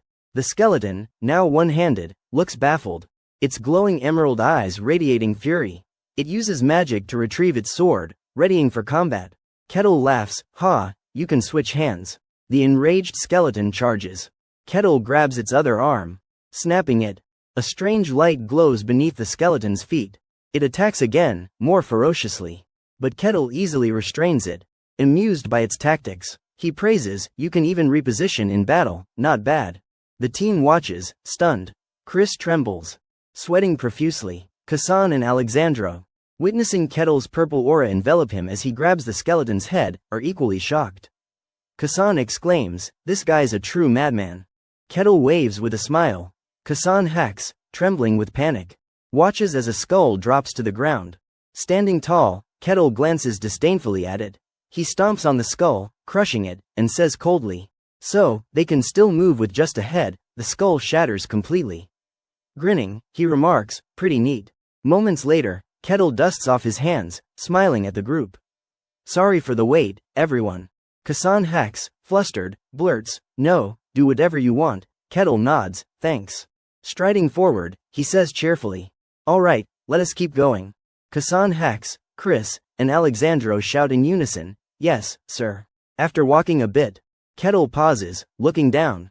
Kasan hacks points, stares. He adds, "Second floor." The group descends silently. Alexandro and Chris scanning their surroundings cautiously. After a while, Kasan hacks removes his face scarf, exhaling, "How about a quick break?" Kettle, rubbing his chin, agrees, "Good idea. A short rest won't hurt." Kasan hacks drops to his knees, bowing dramatically, "Thank you." Kettle, arms crossed, closes his eyes to rest. The others sit, the air awkward. Kettle breaks the silence, "I have got some questions about this dungeon." Chris asks, "What?" Alexandro opens his eyes. Kettle smiles gently, "Honestly, I do not know much." Chris, panicked, stammers, fearing he has offended Kettle, "No, seeking knowledge is admirable. I do not know much either." Kettle nods, "Thanks." Chris, curious, asks, "What is on your mind?" Kettle, picturing lively townsfolk, says, "This dungeon's close to the territory." Rubbing his chin, he muses, "Doesn't that cause problems with the monsters?" Chris explains, "Dungeon monsters can't escape. There are rare exceptions, but those are handled beforehand." Kasan hacks, stroking his chin, coughs and adds, "Dungeons are natural phenomena, caves or towers. They often appear near populated areas. Kettle, understanding, says, so that is why this dungeon's here. Chris continues, when a dungeon appears, the territory assesses its danger. Outsiders, mercenaries, or guards like us deal with it. Kettle smirks, intrigued, so, no dungeons within the territory itself. Chris shakes her head, no, they appear at a distance, away from settlements. Kettle nods, got it. His face lights up, if it is a dungeon. There is a reward for clearing it, right? Chris, imagining golden treasures, says, yes, the final floor has a boss. Defeat it, and you get rewards. For a dungeon like this, they are likely decent. Kettle, grinning, mutters, like a game. Chris, puzzled, asks, game? Kettle brushes it off, just thinking aloud. He adds, one more question. Chris hesitates, why yes, go ahead. Kettle, voice low, asks, who created this dungeon? Chris, stunned, has question marks practically floating above her head. What? Skeptical, she says, dungeons form naturally. No one creates them. Kettle, envisioning a hand manipulating people, voices his thoughts, that is hard to believe. They always appear near settlements, like someone's orchestrating it to force exploration. He pictures a serpent coiling around an apple, thinking, they appear near crowds, luring with tempting rewards. Arms crossed, he says coldly, it feels more like an artificial setup than a natural phenomenon. Chris, startled, realizes, that is a good point. She ponders, I never considered this. I always assumed it was normal. Kasan hacks, head bowed, muses, I never thought deeply about it. It is an undeniable truth, a clear rule. Is this barbarian questioning that? Sweating, he thinks, barbarians are supposed to be brutal and ignorant. He recalls Kettle standing over a corpse in a blizzard, terrifying. Cold, heartless, that truth never changes. Kettle's dangerous, glowing eyes flash in his mind. If what I know is true, is this barbarian just an ordinary one? A voice interrupts Kasan's thoughts. Kettle, chuckling, says, this is interesting. Standing, he smiles, everyone rested. The group jolts, standing, and replies, yes. Kettle waves, grinning, let us move. Kasan hacks responds, right. The group advances, alert. Kettle, unfazed by their caution, suddenly stares at something. A locked golden treasure chest. Curious, he asks, what is that? Kasan hacks explains, a treasure chest, one of the dungeon's rewards. Open it, and its contents are yours. He imagines others opening chests brimming with gold, thinking, easier said than done. Opening a high-grade chest requires a skilled thief with lockpicking expertise. At that level, they would not risk a dungeon like this. He sighs, we will have to skip it. Kettle interrupts, Kasan, open it. Kasan, panicking, thinks, what? Kettle, eyeing the chest, says, it is a treasure chest, right? You are a thief, this is your job. Kasan's face pales, stammering, why yes, but. Kettle, excited, says, chests are a thief's thing, right? I want to see your skills in action. Kasan, grimacing, thinks, he is not wrong, but there is a problem. Smiling outwardly, he is internally defeated, hands on his head, if I could do that, I would not be here. Panicking, he thinks, a low-life thief, unrecognized by the guild. Where would I learn lockpicking? Glancing at Kettle's hopeful eyes, he worries, those eyes are full of expectation. If I fail, they will turn to disappointment. He imagines Kettle's cold, oppressive gaze, saying, you call yourself a thief and can't even do that, useless. Recalling Kettle crushing a skull. Kasan screams internally, but outwardly, he scratches his head, forcing a smile, haha, I will try. Moments later, Kettle watches in awe as Kasan works on the chest. Wow, you use those tools to pick locks, impressive. Kasan, under immense pressure, thinks, he is staring. If I fail, I am dead. He recalls watching a thief pick a lock while he was just a porter. Remember those skills I saw. Examining the lock, he feels Kettle's gaze like a weight. Sweating profusely, I am betting my life on this. Kasan, the thief, screams from his soul. Suddenly, Kasan hacks' eyes widen in shock and disbelief. His body trembling. Kettle, puzzled, realizes Kasan has used his innate talent to unlock the treasure chest.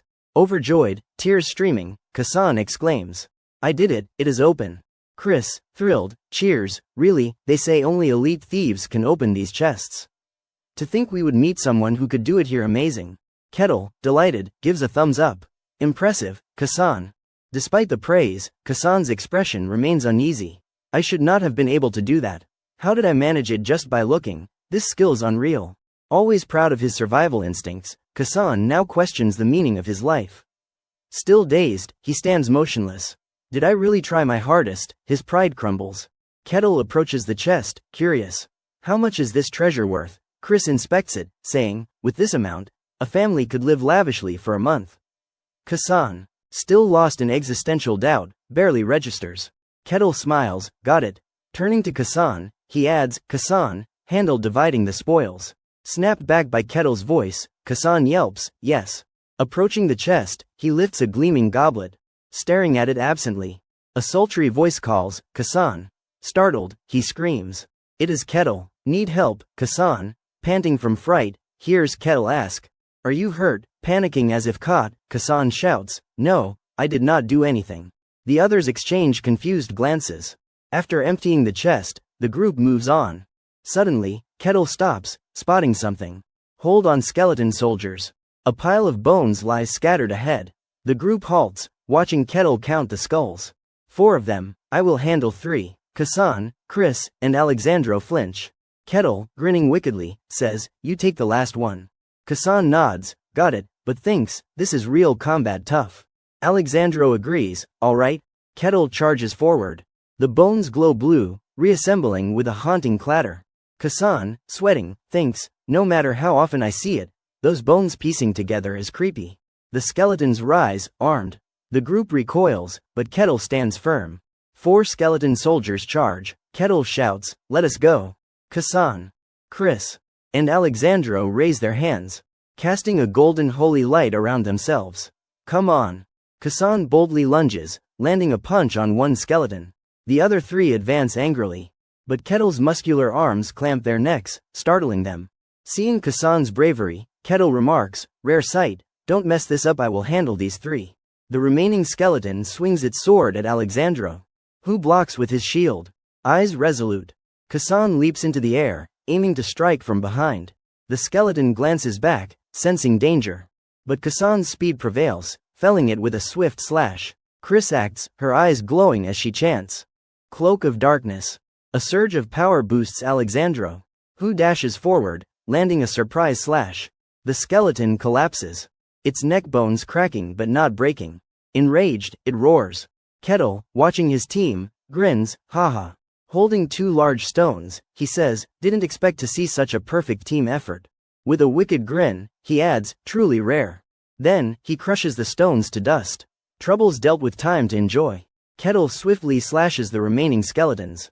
Meanwhile, Kasan, Chris, and Alexandro corner the last skeleton, sharing a thought. Kasan thinks, no doubt about it. Chris, sweating, thinks, that Barbarian's testing us. Alexandro feels challenged. The skeleton, wide-eyed, cowers pitifully in a corner, looking guilty. The trio's eyes blaze with fury, thinking, show weakness, and we are done. They unleash relentless strikes on the hapless skeleton. Finally, its head falls. Alexandro, exhausted, plants his sword in the ground and collapses. Kasan and Chris, equally drained, pant after defeating 1 skeleton. Only Kettle, unscathed after soloing 3, remains vigorous. Arms crossed, he reflects on the past. No more doubts. The Snowfield folks were not bad. He muses, the 3rd floor's monsters are likely skeleton soldiers too, but more. With me leading, we will breeze through. Chris and Alexandro anxiously watch Kettle think. Kasan, equally nervous, eyes him. The group reaches the dungeon's deepest chamber, where a skeleton knight sits motionless on a golden throne. Chris, eyes wide, trembles, a skeleton knight, here. Kettle, confused, asks, is it different from the others? Chris, terrified, explains, it is insanely strong. A skeleton knight wields a longsword with ease and power. Without knight-level skill, there is no chance. We can't handle this. Kettle inquires, what if we do not defeat it in return? Chris, flustered, replies, the guild would investigate. If our reason's valid, we would avoid trouble. Kettle grins, striding forward confidently. Fair enough. The group gasps, Kettle. The skeleton knight stands majestically, exuding immense power. Its dangerous grin fixed on its opponent. Yet Kettle shows no fear. A skeleton that holds its form in battle, fascinating. Instantly, the skeleton knight assumes an attack stance. Chris, stunned, swiftly conjures a magical barrier. It is dangerous. 2 powerful magical forces clash. But Chris struggles. her barrier shattering quickly. Fortunately, Alexandro blocks the blow with his shield, collapsing to the ground. Kettle, impressed, glances over, while Alexandro, shocked, thinks, a single strike that strong. The skeleton knight's eyes flash, unleashing an even mightier attack. But Kettle remains calm, facing the approaching foe. Before it can act, Kettle lands a punch, obliterating the knight instantly. Kassan's jaw drops. Chris is equally stunned. Kettle, casually dusting his hands, scoffs, "That is it." Turning to the group, his eyes suddenly freeze. Spotting something, he calls, "Kassan." Startled, Kassan stammers, "Why yes." A gleaming treasure chest catches Kettle's eye. "Can you open that?" Kassan panics, shouting, "No way, it is sealed with a high-grade lock. My skills are not enough." Kettle, feigning disappointment, sighs, "Really, that is a shame." Kassan, dejected, agrees, "Yeah, too bad." But then Kettle smashes the chest with a single blow, shattering it. Alexandro and Chris stare as if he is an alien. But Kettle, unbothered, says, "Looks like a big reward." Kassan, "Handle it." Kassan obeys instantly, approaching the chest, still reeling. Opening a chest with brute force, first time I have seen that. He wonders, if he can break it, why ask me to unlock it? After collecting the loot, the group exits. Outside, sunlight bathes the scene, birds chirping. Something draws Kettle's attention. The dungeon cave explodes. Kassan explains, once cleared, dungeons vanish. No secret rooms this time. Kettle, intrigued, asks, "Secret rooms exist?" Kassan confirms, "They do, but they are dangerous." Kettle smirks excitedly, "Sounds fun." His attitude puzzles Kassan. The guard captain, overhearing, looks shocked. "What, it is done?" Outside the city, he asks, "How was the dungeon?" Kettle, grinning, replies, "It was fun." The captain sighs in relief, "I see." He instructs, "Follow me." In a small room, Chris reports softly, "No major issues." The captain probes, "Can that barbarian stay in the territory?" Chris, hesitant, says, "I think it is fine." The captain notes her vague response, closing his eyes tensely. Clearing the dungeon is not the issue, it is how it was done. The real goal was identifying threats. Kassan adds, "He is not the type to cause trouble." The captain knows Kettle is beastly strong yet harmless. Unlike typical barbarians, Kettle praises each member. Kassan did great as a thief, disabling traps and unlocking chests. Alexandro was a solid frontline warrior.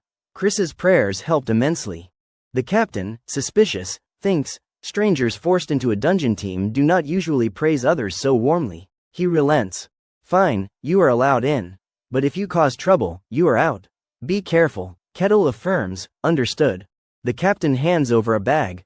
"Your reward, divide it yourselves." He notes guards sometimes take rewards, but Kettle accepts it cheerfully, "Thanks." The captain guesses they did not touch it. Kettle suggests, "Let us split it evenly." The group freezes. Chris declines, "No need." Alexandro and Kassan refuse too. Kettle insists, "We work together, share it." No refusing. Kassan relents, "All right, let us celebrate, find a tavern nearby." The group, stunned, reluctantly agrees, "Oh okay."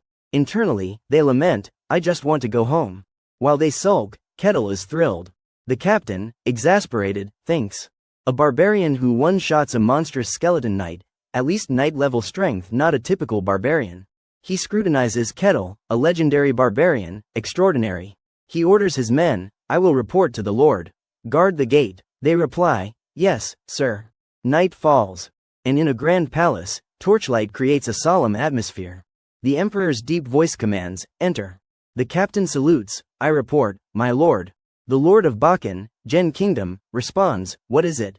The captain reveals, the leader of Security Team 1 reports, "A barbarian has entered the territory."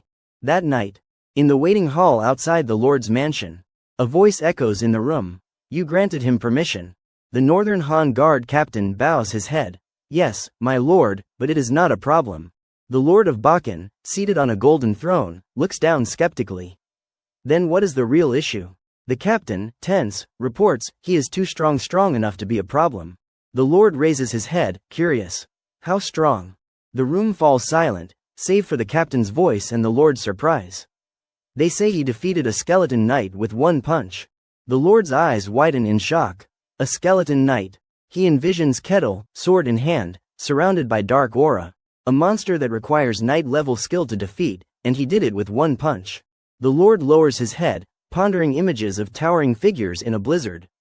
Barbarian's brute strength, simple minds, no education.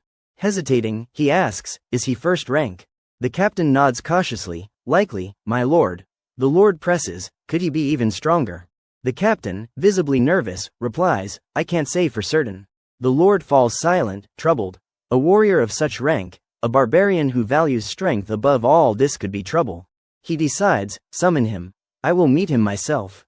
The captain, sweating, asks, are you sure that is safe, my lord? The Lord asserts, letting someone that powerful roam freely is already a risk. Meeting him directly will ease my mind. The captain objects, it could be dangerous. A knight beside the Lord steps forward, stern. The Lord, on his throne, reassures, I have my personal knight. The captain looks up, startled, then turns to the knight. What do you think? The knight grips his sword, he is strong, but just a barbarian, a muscle-bound oaf with no intellect. Compared to my swordsmanship, taught by the sword saint himself, he is no match. No need to fear. The Lord nods in agreement, then declares loudly, summon that barbarian, I will speak with him face to face. Elsewhere, at a table laden with food and beer, Kettle tears into meat, chewing noisily. Kassan, Chris, and Alexandra watch him eat like a starved man. Their faces pale in the cold, tense atmosphere. Kettle raises his mug, smiling warmly. This food's amazing, and I love the quiet vibe here. My treat, eat up. The group forces awkward smiles. Suddenly, Kettle turns to Alexandro. You are a holy knight, right? Alexandro flinches. Why yes. Kettle, curious, asks, what kind of holy power do you use? I did not see it in the dungeon. Alexandro, scratching his head, admits, I am still training, so my holy power is not active yet. Kettle, disappointed, says, that is a shame. Alexandro clears his throat awkwardly. Kettle turns to Chris, you serve Kaloja, right? Any temples nearby? Chris, flustered, averts her gaze. No, I do not think so. She is not a widely revered god. She recalls Kaloja's cold demeanor, wreathed in serpents, the shunned god of deceit and trickery. Clutching her skirt, she murmurs, Sir Kettle. He responds, what is up? She presses, just how strong are you? Alexandro and Kassan snap their heads toward him. Kettle, chewing, looks puzzled. Rubbing his chin, he says, I am not sure about ranks. I have not been out of the snowfield long, so I am still figuring out my strength. That skeleton knight, was it strong? Chris, wide-eyed, explains, at least second rank to handle it. First rank to defeat it like you did. Kettle nods, guess I am second rank then. A man approaches, sweating profusely. Excuse me, the tavern owner stammers, trembling, we are closing soon. Kettle smiles, but the man grows more terrified. My fault, let us go. The group leaves. Kettle asks, any plans or schedules coming up? Alexandro and Chris shout, yes, we have got plans. Kassan adds frantically, I am super busy. Kettle, sheepish yet regretful, says, I see. Too bad, guess we part here, see you another time. The trio, imagining a princess's farewell, think, no need to meet again. That night, Kettle lounges on a bed, legs crossed. Sighing contentedly, phew, so comfortable. First time on a bed since arriving in this world. Earlier, at the inn counter, the owner had stared, drooling into a cup. Kettle thought, I am glad the dungeon reward lets me stay here without much hassle. Sunlight now streams through the window as he sits cross-legged, humming excitedly. Compared to the snowfield, this place is paradise. He recalls the snowfield, with its cryptic system windows. It took a while to go from waking in the snowfield to finding civilization like this. What is next? I want to explore more, experience this world. Kettle spreads his hand, murmuring, I want an adventure. His mind sets on the elves' holy land, envisioning a magic tower and the Gen Kingdom's splendid capital. He drifts into sleep. The next morning, sunlight floods the room. Kettle, groggy, wipes drool from his mouth. Hearing a knock. Opening the door, he sees the Northern Han Guard captain, hesitant. Did I wake you? Sorry. Kettle, puzzled, asks, Guard captain, what is up? Clearing his throat, the captain announces formally. The Lord wishes to meet you in person. Kettle mutters, oh, the Lord, huh? He imagines the wealth and grandeur of a lord, the ruler of this land, master of the entire territory. Someone like that wants to meet me. His face shows confusion. Well, fine then. Turning to the Northern Han Guard captain, he says, can I go now? Let me change, and I will follow you. The captain freezes, bewildered.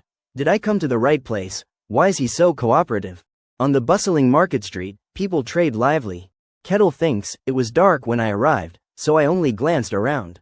His eyes sparkle as he trails the captain, marveling. But seeing it in daylight, it is incredible. Smiling, he gives the captain a thumbs up, face full of admiration. If this is a fantasy world, I am ready for its surprises. The captain, pale and baffled, thinks, what is wrong with this guy? Frowning, he urges himself, time's short, hurry back. A voice announces, my lord, I have brought the barbarian. The lord of Bakken turns, commanding, let him in. The grand hall's doors open. Kettle steps inside. Greeted by the lord's outstretched hand. A pleasure to meet you, barbarian. Standing by a window, hands clasped behind his back, the lord introduces himself. I am Lucan Bakken, lord of this land. Kettle shakes his hand firmly. Honored to meet you, rightful lord of Bakken. Bowing slightly, eyes closed, he adds, I am Kettle, a barbarian. The lord's eyes widen at the polite handshake, startled. A barbarian shaking hands. Kettle grips the lord's wrist respectfully, calming the lord's imagined image of a cold, savage figure. Barbarians do not shake hands. Strength is everything to them, no exceptions. The lord clears his throat, regaining composure. You seem to know some basic etiquette. Sit. The lord takes his golden throne, Kettle sitting opposite at a tea table. The opulent room is silent. Kettle glances around, so this is a lord's castle. His eyes gleam. Even in a fantasy world, it is straight out of the medieval era. Before him stands the lord's knight. Hand on hip, exuding dignity. A knight guarding the lord. Kettle's gaze sparkles with excitement, hands clenched on the table, like a child staring. As a kid, I loved role-playing as a knight. Now I am seeing one in real life so majestic. Just as I dreamed. The knight notices Kettle's stare, frowning. Killing intent. Gritting his teeth, he thinks. Real killing intent, unmistakable. How dare he exude such oppressive aura before the lord? The knight grips his sword. Fool, you won't leave here alive. The lord interrupts. My reason for summoning you is simple. The knight pauses as the lord, scrutinizing Kettle, says, I want to verify some things about you. Kettle, arms crossed calmly, replies, fair enough. What do you want to verify? The lord questions, where are you from? Kettle, closing his eyes, recalls a snow-covered mountain range. You are curious about that. I come from the coldest place on this continent, a land buried in snow. Both the lord and knight gasp, the eternal snowfield. The lord stares while Kettle, arms crossed, muses, he is truly a legendary barbarian, standing right before me. The lord, looking down, says, that is hard to believe. Kettle sighs, it is a harsh place. Believe it or not, up to you. The lord's voice echoes again, another question. His sharp eyes probe Kettle. How strong are you? Imagining Kettle dominating with wild power, he wonders if the rumors match reality. Kettle counters, your question's off. I do not know this world's strength standards, so I can't answer clearly. The lord nods, I see. Glancing at his knight, who nods subtly, the lord proposes. Then, would you spar with one of my knights? If you agree, I will ensure a worthy reward. Kettle's face lights up, a spar. The lord clarifies, not a deathmatch. I trust you will restrain yourself. Kettle grins, I am interested. His excited laughter startles the others. A duel with the lord's knight. He envisions a fairy tale knight, not ordinary but magical, radiating aura, a chance to witness true combat skill. Rubbing his chin, Kettle smiles eagerly, I am really pumped for this. The lord, gripping his chair, sees Kettle's menacing aura, thinking, as expected, a barbarian's still a barbarian. No matter how polite, his wild nature and thirst for battle never change. Kettle's excitement unnerves them. At the arena, the lord sits in the spectator's seat, with the knight and Kettle below. The knight glares, Kettle grinning eagerly. The lord cautions, begin, but I hope no blood is spilled. A bell rings. The knight draws his sword, eyeing Kettle cautiously. Consider it an honor to witness my swordsmanship. Kettle smiles, I am looking forward to this fight. The knight, enraged, grits his teeth, how dare he be so relaxed against me. Dropping into a stance. He charges, I will show you. His eyes burn, sword aura swirling. The vast gap in our skill. Kettle watches calmly as the knight charges. The knight shouts internally, let us see what you have got. His sword splits into 3 phantom blades at blinding speed. Kettle's eyes widen, startled, the sword split into 3. Kettle shouts internally, illusions, 3 sword blades swing toward him. Eyes wide, he dodges effortlessly. No, these are not illusions. The Lord's knight slashes furiously, but Kettle evades each strike. All 3 swords are real. This is his swordsmanship. Observing, he confirms, indeed. The knight, grinning smugly, taunts, you will struggle to dodge my blades. Not bad for facing me. The attacks grow relentless, but Kettle decides, no need to drag this out. Raising a hand, he flicks the sword, shattering it into pieces. The knight, stunned, gasps, what is happening? Kettle places a hand on the knight's chest, crushing his armor and sword. Grabbing the warped armor, he hurls the knight backward, rendering him unconscious. The Lord of Bakken leaps up, horrified. What was that? The knight lies slumped against a wall, a long skid mark beneath him. The Lord stares, terrified. 1 punch. A first-rank knight defeated with 1 punch, what monstrous strength. Kettle turns, smiling. So, the fight's over, right? The Lord, as if his soul has fled, stands frozen, narrowing his eyes. Replaying Kettle effortlessly tossing the knight, he thinks, a barbarian defeating a first-rank knight with 1 punch, a monster's strength, at least superhuman. Sitting, his face darkens, a barbarian with such power could shake the continent. He recalls a hero and his dragon.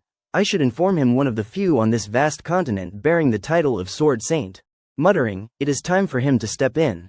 Will he be intrigued by this barbarian? A voice interrupts, talking about me. The Lord starts, looking up. A window swings open, wind blowing. And a figure stands calmly behind the curtain, arms crossed. The Lord sighs. Rolling his eyes, your taste for theatrics remains odd. The figure, Khan, clenches a fist playfully. Everyone needs a bit of fun, right? Turning serious, he urges. Share this intriguing story. The Sword Saint Khan stands, bowing to the Lord. An honor to visit, despite the short notice. Greetings, great Sword Saint.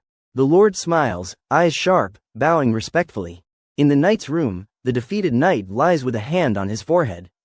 The Lord enters, asking, are you recovered? The knight bolts upright, I will be fine in a few days, my lord. Forgive me.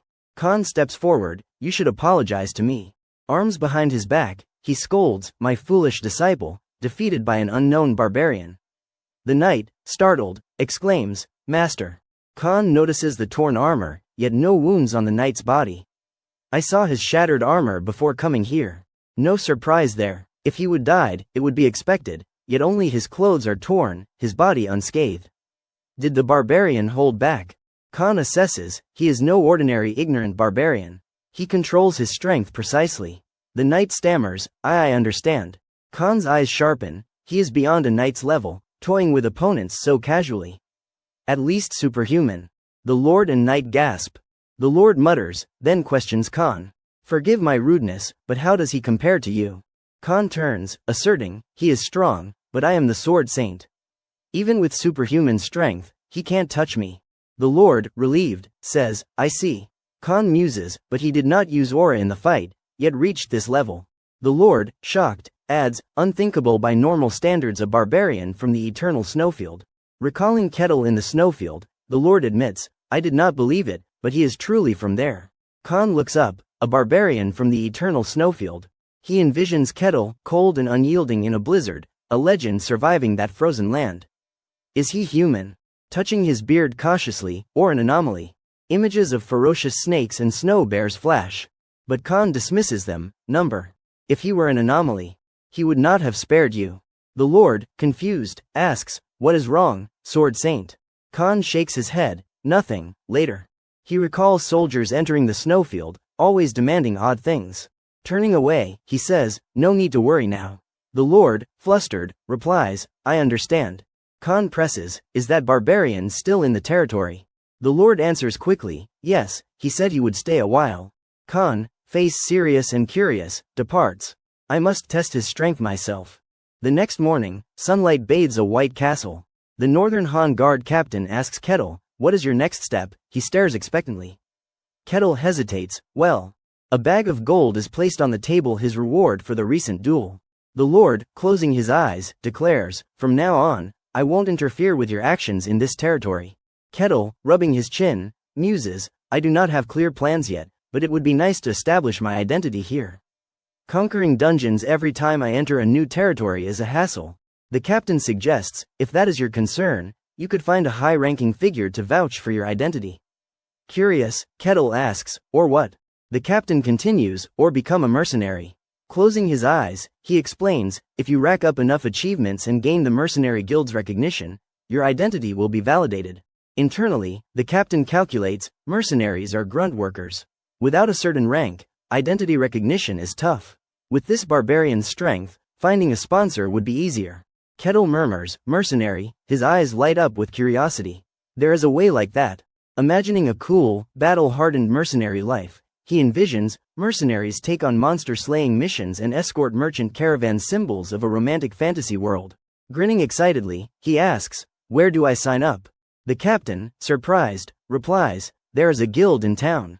Kettle's face beams, eyes sparkling. Take me there. The captain, stunned, agrees, all right. He explains, mercenaries wander, completing assigned tasks. Some see them as symbols of free-spirited romance, but in reality, they are society's lowest tier, unrecognized. They face monster attacks in dungeons, and even strong mercenaries often die in uncharted ones or are sacrificed for shady jobs. Lowly mercenaries are crude, filthy, and rowdy. At the guild, a green-clad man punches a brown-clad one. You dare bump into me. The brown-clad man crashes into a table, snarling. Wanna fight? The green-clad man yells, bring it. Onlookers cheer, go, right guy, I bet on you. I am betting on the left. They brawl, pulling hair and trading blows. Nearby, a pink-haired woman adjusts documents, glancing over. How's this batch of rookies, Rosa? Rosa, the mercenary guild's receptionist, sighs wearily, they are all weirdos. She recalls Alexandro, a lunatic claiming to be a holy knight, Kassan Hax, a talented thief, and Chris, a priestess serving an unreliable god. The pink-haired woman hesitates, that bad, shame. Rosa, dejected, thinks, no decent people show up, just illiterate mercenaries brawling all day. She daydreams of a handsome blonde prince reaching out to her. If only a prince on a white horse appeared to help with this receptionist work. Someone enters. Rosa looks up, eyes widening at Kettle. Smiling, he scans the room. So this is the mercenary guild. The brawlers turn, shocked. No way, a barbarian. The crowd gapes. Kettle, puzzled by their stares, sits at the desk, arms crossed, smiling. I am here to become a mercenary. Rosa, trembling with documents, stammers, why you really want to be a mercenary? May I ask your purpose? Calmly, Kettle replies, many reasons, but I heard being a mercenary can get my identity recognized. In this kingdom. Flustered, Rosa explains, true, but you will need significant achievements for that. Is that okay? Kettle nods, no problem. Rosa pulls out a typewriter, announcing. Then I will register you. The fee is 5 silver coins. Name and age. Kettle places coins on the table. I am Kettle, age, not sure. Her fingers type deftly, I will estimate then. She hands him a badge from a wooden box. Registration complete. This is your mercenary badge, proof of your status. Don't lose it. Kettle stares, then grins. Holding it up, I am official. Looking at Rosa innocently, he asks, any missions available? I want to start now. Rosa stammers, missions, yes. She slides a paper toward him. These are your options. Kettle scans it, frowning. Just these low-level tasks.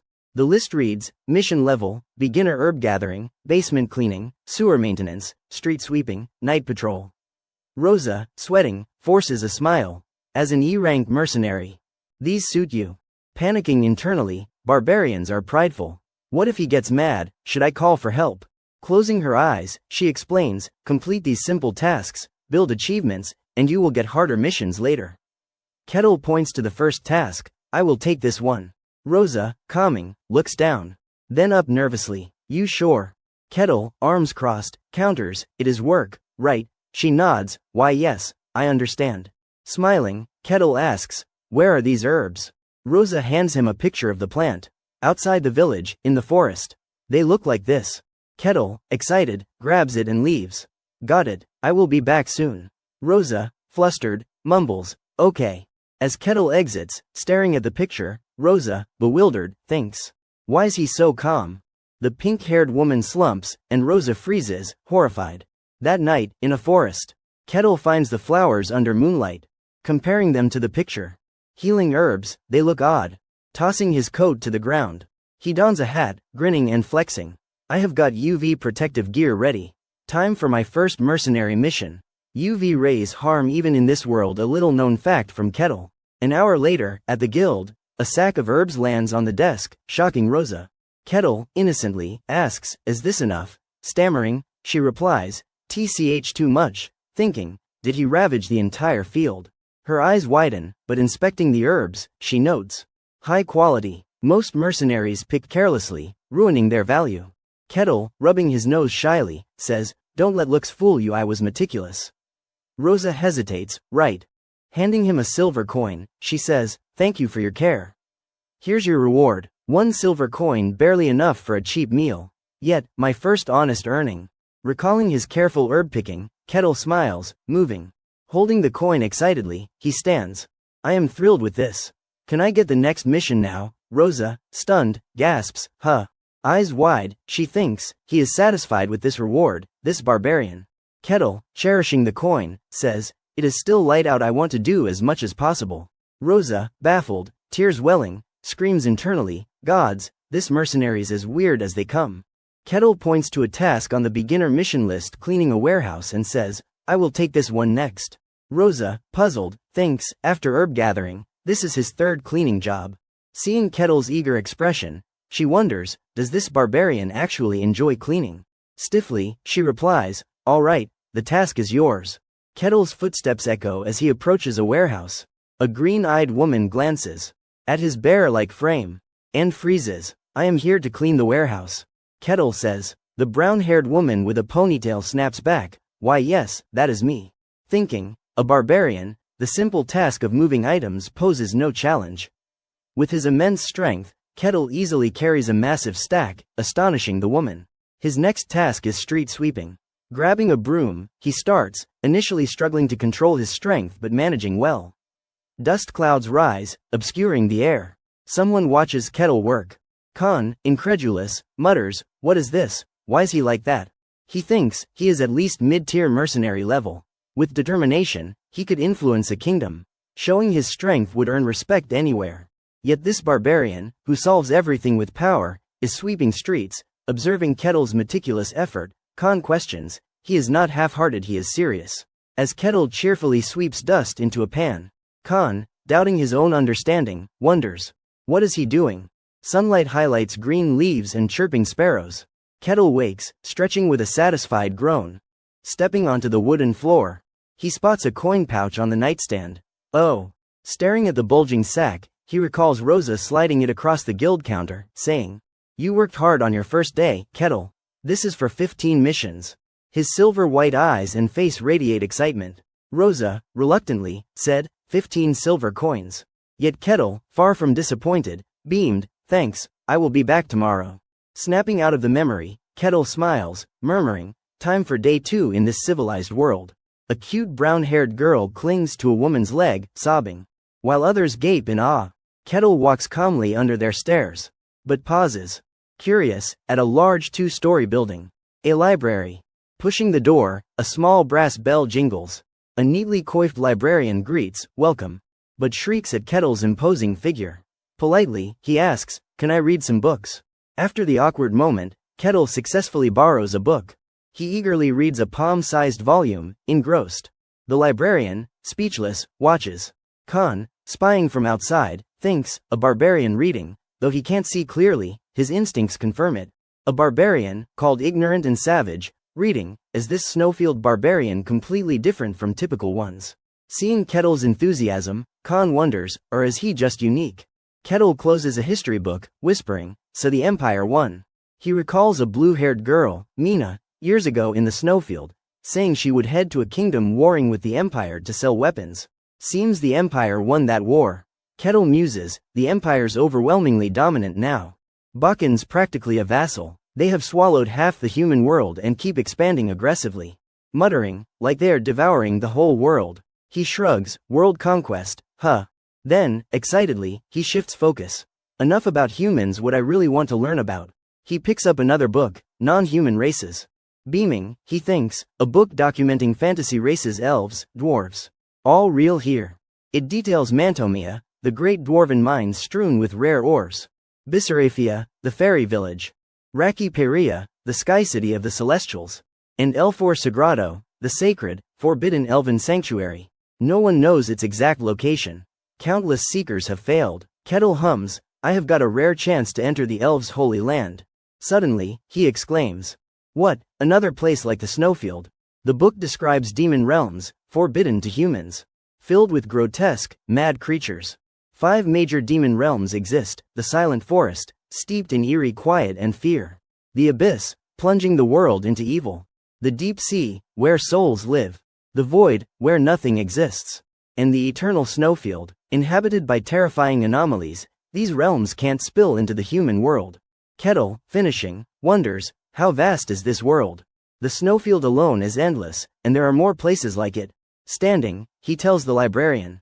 This was enough to confirm what I needed. Thanks. She trembles. Why, yes, sir. Kettle cheerfully leaves, heading to the mercenary guild. Rosa, any missions today? Startled, she replies, Oh, Kettle, you are here. Handing him a list, she says, here's the mission board. Kettle's face lights up like an excited squirrel. Khan, watching from hiding, thinks, truly bizarre. After long, covert observation, the Sword Saint Khan decides, I must confront him myself. Under a high moonlit sky, the streets lie deserted. Kettle strolls along, smiling contentedly, handled over 10 commissions today. Even small tasks add up nicely. If he keeps this pace, official mercenary recognition is not far off. Humming and whistling, someone watches from behind a wall. As Kettle nears, the figure steps out, startling him. It is none other than Sword Saint Khan. They face each other silently for a moment. Kettle speaks first, you are the one tailing me all day. Khan, shocked, thinks, what? Kettle, arms crossed, asks, what do you want? Khan, incredulous, replies, you noticed, I concealed my presence with mana.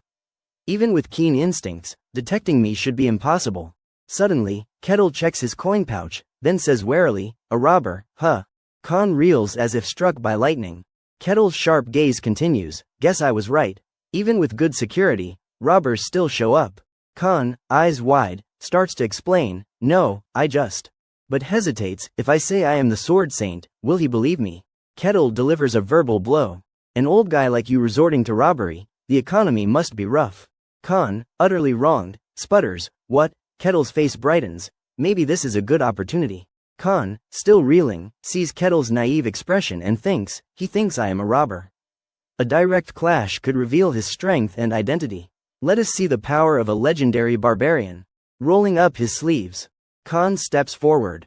Kettle, silent, suddenly vanishes from Khan's sight. Khan gasps, gone. Kettle reappears before him, hand reaching out. Khan, dodging, thinks, stand still, and he would snap my neck. Kettle, chuckling, says, pretty quick, huh? He moves again. Khan, panicking, thinks, almost caught. A split second slower, and I would be done. But what is shocking is I sensed no mana flow from him. Kettle, arms crossed, laughs, this is fun. Khan, stunned, thinks, moving that fast with pure physicality, no more testing, I will attack with full force.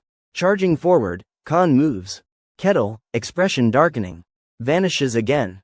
Reappearing behind Khan, eyes gleaming. Grabbing Khan's wrist, Kettle twists it. Khan, sweating, thinks, I expanded my senses, yet could not react. His arm feels pinned to stone. His body lifted by overwhelming force. Gritting his teeth in pain. What monstrous strength, pure force, unstoppable. Desperate, Khan unleashes a surge of power. Kettle, surprised, sees a green aura erupt from Khan. Observing, he thinks, interesting. A sudden explosion frees Khan, who slides back. Kettle looks at his hand. Khan stares back. Kettle remarks, even robbers have impressive skills these days. Khan, speechless, thinks, why does he keep calling me a robber, assessing, a rare mana materialization, achievable only at high realms. Yet he cloaks his body with it. Why would someone like that stoop to robbery? Khan ponders, reflexively, he materialized mana, capable of tearing steel. A human body should be shredded beyond recognition. Yet he is unscathed. What kind of body is that? As Khan thinks, Kettle speaks, you are using something odd. Time to end this. Khan reaches for his sword hilt. But Kettle suddenly appears, touching it with a finger, smiling innocently. Khan's eyes bulge, jaw-dropping. Gritting his teeth. He tries to draw his sword, but his hand trembles. shocked again. Khan sees Kettle's eyes gleam like a predator's. Khan screams internally, no, is this the end? Tears stream as Kettle's massive hand reaches out. But Kettle exhales, so this is a fantasy world robber. Lifting the unconscious Khan, he slings him over his shoulder. The Northern Han Guard captain freezes, horrified by the scene. Good gods, what is happening? Kettle casually carries Khan, prompting the captain to think, what is going on? Why is the sword saint here? Seeing Khan neatly slung in a sack, he panics, don't tell me this barbarian attacked him. What do we do now? Kettle speaks up, I caught a robber. The captain's eyes widen, jaw-dropping. A robber, Kettle, grinning brightly while holding Khan, says, if I turn him over to the guards, will that count toward my mercenary record? The captain stands stunned, then regains composure, asking softly, what is the situation here? A man at the pinnacle of superhuman skill, Sword Saint Khan, humiliated by a barbarian. He murmurs, he is not a robber. Kettle's face shifts, turning serious. You know him, his accomplice, huh? The captain, legs forming a V, salutes formally. The sole sword saint of Gen Kingdom, I pay respects to Khan. Kettle looks down at the man he is carrying. What? Staring at Khan, he mutters, a sword saint called a robber. Glaring, he snaps, no way, this old guy's a thief. He attacked me to steal my silver. The captain, meeting Kettle's eyes, insists, he is truly the sword saint. I would never mistake that face. Unconvinced, Kettle retorts, maybe he is a mage using magic. The captain, exasperated, closes his eyes. If he were a mage that powerful, he would be honored as a sword saint already. Kettle, unable to accept it, says, maybe sword saint is just a fancy name for robbers. The captain, helpless, thinks, what nonsense is this? The argument continues. Kettle asks, so he is really a sword saint? Yes. Still dazed, Kettle says, I will report this to the Lord. Later, the Lord of Bakken slams his desk, shouting, what? Khan's missing. The captain bows, my apologies, I should have let him explain. Facing Kettle, Khan replies, no, I am at fault for not speaking. The two sit in silence. One massive, one slight. The Lord enters, shocked, I thought Khan would challenge this barbarian, not lose. Khan, pensive, says, I was defeated. I do not know the details, but it is true. Looking at Kettle, the Lord thinks, this barbarian's stronger than a sword saint. Turning to Khan, he muses, even among superhumans, there are ranks. Khan only recently became a sword saint, likely lower tier. Still, he is a master of the blade, and this barbarian beat him. Staring at Kettle, he envisions a monstrous figure, he is utterly uncontrollable. Sweating, head pounding, the Lord advises. There is a misunderstanding here. You two should talk it out. He exits. Silence lingers. Kettle looks at Khan, who trembles, sipping tea, thinking, humiliating. I can't deny it a complete defeat. My pride is not just hurt. It is shattered. Setting the cup down, Khan places a hand on his chest, head high. Let me introduce myself formally. I am Sword Saint Khan. Kettle asks, is Sword Saint your family name? Khan replies softly, at the Sword Saint realm, names become meaningless. Kettle presses, so what you showed was a Sword Saint skill. Khan's eyes light up, releasing a green glowing spell. This. Kettle, wide-eyed, intrigued, recalls the spell. I thought it was a robber's trick, but knowing it is a sword saint's skill, I am interested. Khan explains, this is the embodiment of Sen, also called aura. Kettle, surprised, says, aura. Khan, proud, cheeks flushing, continues. Sen is the essence of mysticism. As aura, you are a swordsman. As mana, a mage. Kettle grins, so swordsmen and mages use the same energy. Sen, can you teach me? Standing boldly, he admits, it is embarrassing, but I am still learning and not fully skilled. Kettle's intimidating face pleads, please, teach me. Khan hesitates, alright, but he adds, do you really need my guidance, aren't you stronger than me? Kettle, sitting, arms crossed, says, I know nothing about swordsmanship. I just swing wildly. Khan, shocked, asks, really, imagining himself explaining. Admired by Kettle, he thinks, I am a sword saint. I did not even draw my blade. I will teach him swordsmanship, show its greatness, and reclaim my pride. Resolving, he agrees. Fine, I am a sword saint, a master of the blade. Without it, I am half-baked. But Kettle interjects, no wonder you were so weak you did not use a sword. Khan, stunned, hears Kettle add, a sword saint with only that strength, something felt off. Khan, furious, thinks, this brat. Kettle continues, if you would used a sword, you might have won. Khan, indignant, wonders, could I beat him with a sword? Kettle, excited, says, I am pumped for this. Khan, dejected, thinks, my pride. Can I reclaim it? I feel I will be crushed even worse. Before regressing, I trained in swordsmanship, Kettle thinks, but this is true fantasy swordsmanship. A mystical art wielding enigmatic aura. In the training yard, Sword Saint Khan, face stern, holds a sword in one hand, stance angled, instructing. The hallmark of my swordsmanship is blending illusion and reality. When you faced my disciple, what did you see? Kettle recalls the Lord's Knight. His disciple. After a moment, he answers honestly, his sword split into 3, all real strikes. Realizing, he exclaims, so that is what you meant by blending. He asks, it is technique over raw strength, right? Khan nods, exactly. He elaborates, swordsmanship is an art merging blade work with mysticism. Those who master it become sword saints. With a swing, vibrant green vitality surges from the hilt, gleaming like sunlight, dancing vividly along the blade. Kettle, awestruck, eyes sparkling, says excitedly, that is aura. Khan, stiffening, replies, yes. Closing his eyes, he thinks uneasily, I still can't believe this is happening. Clearing his throat, he grips the hilt with both hands, saying, talk of blending illusion and reality sounds abstract. I am teaching swordsmanship to a barbarian. Maintaining an enigmatic calm, he points his sword forward, voice firm, so I will let you experience it directly. His eyes sharpen. Khan slashes downward, sword energy arcing subtly, the blade slamming the ground, carving a deep gash. From the impact, aura splits into 5 streams of sword intent, soaring forward. Kettle, stunned, says, your swordsmanship. The 5 distinct paths converge on one target. He marvels, split into 5. Dust from the impact clears, revealing a crater in the wall. Khan speaks slowly, many techniques create illusions with aura. His gaze sharpens, but only my swordsmanship turns illusions into reality. Kettle, dazed, starts, that move. Khan, nose high with pride, interrupts, yes, a supreme mystical technique. What do you think? Kettle bluntly replies, I think I can do it too. Khan freezes, shocked. Amid Kettle's naive sarcasm, Khan snaps, what are you saying? I have devoted my life to the sword, blending innate talent with relentless training to achieve this. How could a barbarian learn it just by watching? Kettle, confident, says, I will show you. Khan startles, an axe. Kettle, beaming, shoulders a massive axe. Stepping wide. He swings it back. Moving with blinding speed, unleashing dozens of strikes in a second. Khan, eyes wide, gapes, that swordsmanship. He is just using brute strength and speed. With a final swing, Kettle channels killing intent into 5 branches. Converging on one point. A deafening boom shatters the wall in a fiery explosion. The axe, steaming faintly, rests at his feet. Kettle, casually shouldering it, grins, done. How was that? Khan, recalling, thinks, it looked like blending illusion and reality, but it was just overwhelming strength and speed. I was almost fooled. Sternly, he critiques, you just swung that axe with brute force, no technique. Kettle counters, but the result's the same, right? Swordsmanship is for combat. He asks bluntly, as long as the outcome matches, is not that enough?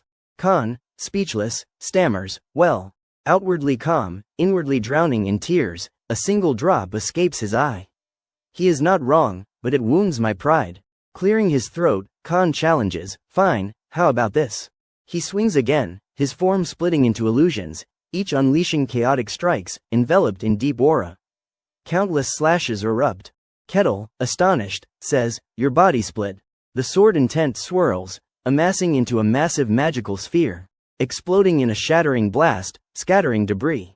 As dust settles, Khan stands in a crater, at least 6 meters wide. Panting, he says coolly, this is my cloning technique, achieved through supreme aura mastery. Wiping sweat from his chin, he asks cautiously, can you mimic it? Kettle steps aside. Face serious, axe swinging over his shoulder. Eyes calm, he repeats the move. Slashing furiously with unnatural speed, creating countless blade intents.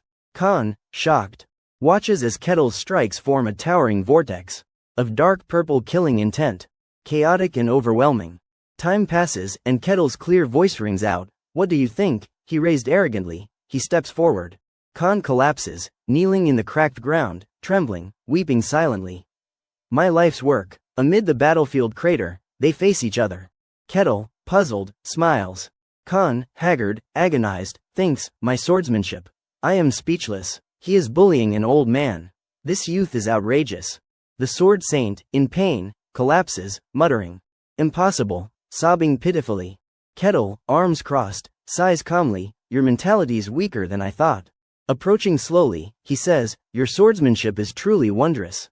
Khan, crying, pauses. Kettle, bowing, admits, I just swung my axe fast. It is not true swordsmanship. Your technique is not just illusion, it is authentic mysticism.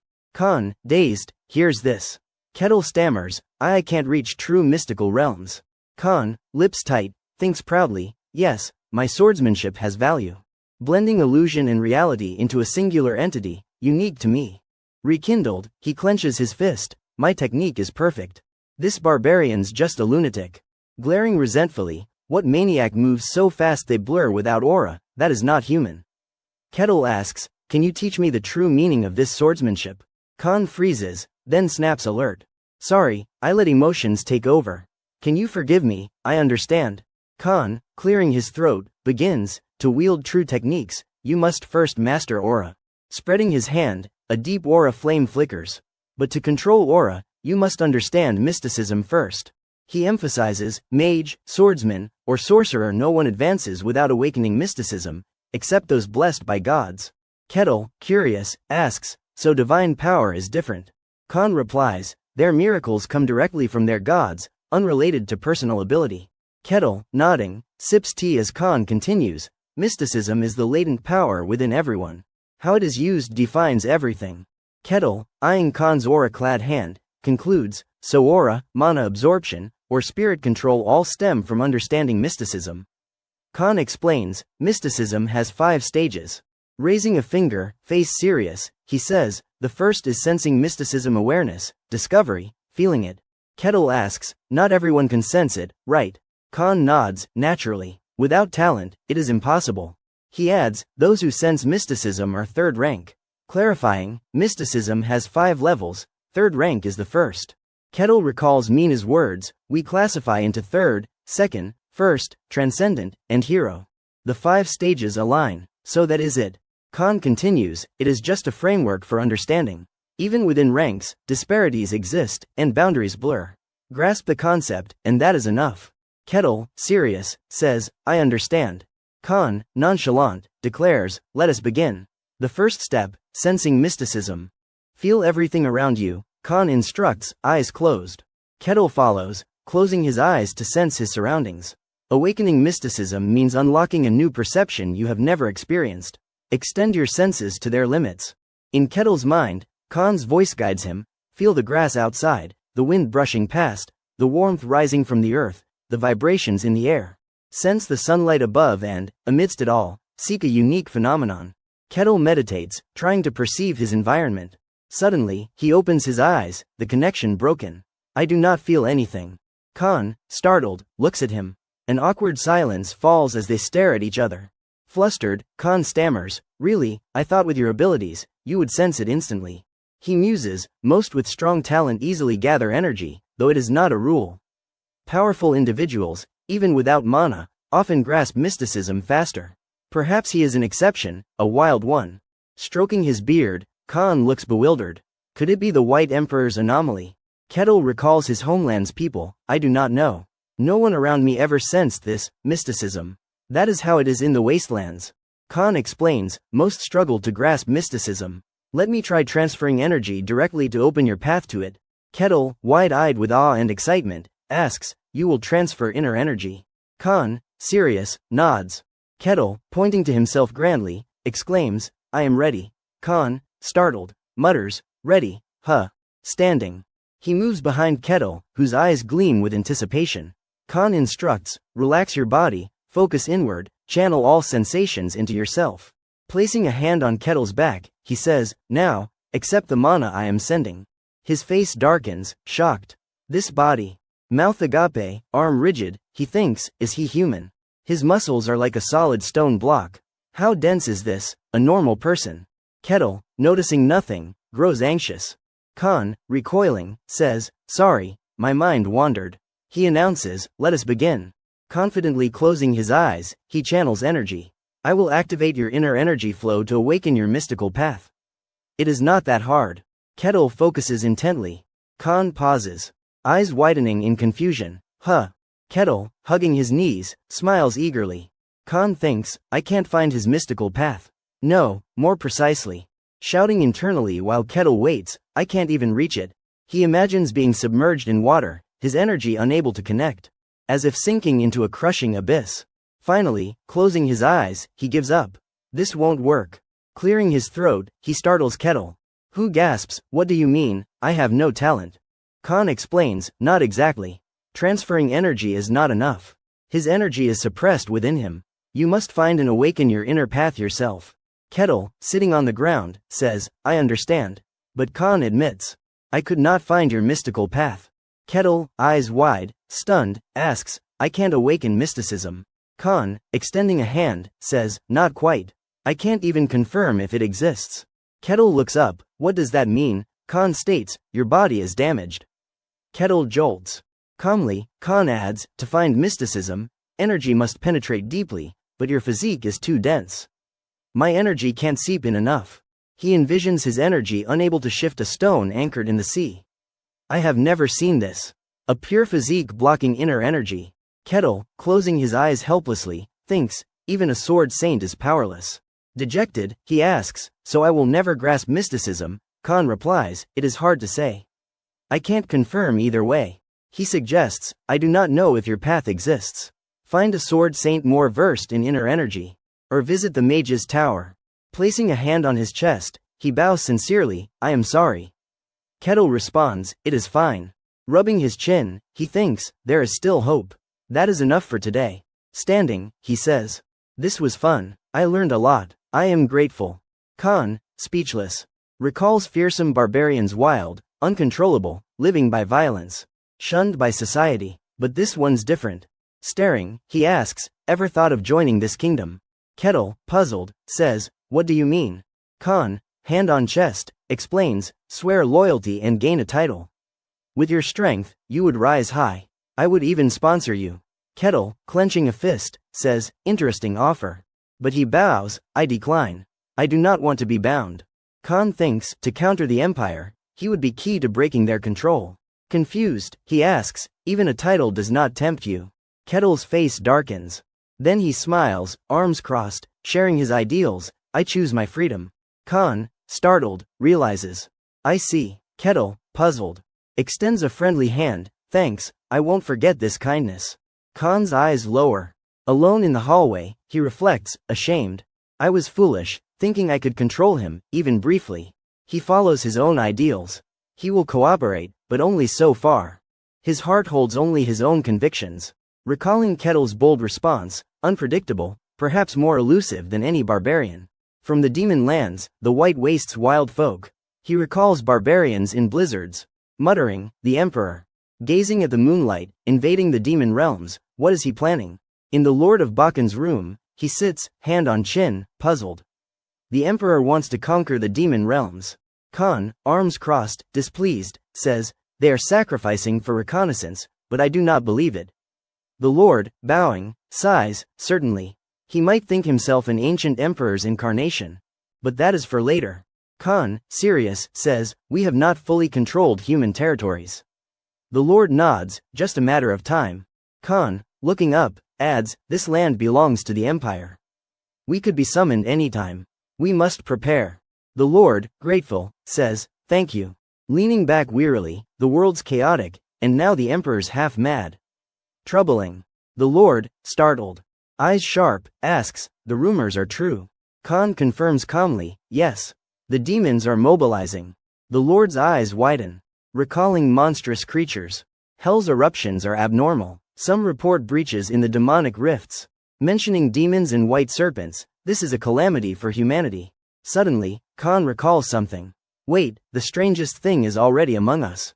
The Lord nods, exactly. Khan, probing, asks, what do you think? The Lord, unsure, says, I do not know. Thinking of Kettle's wild image, at least he is not an enemy.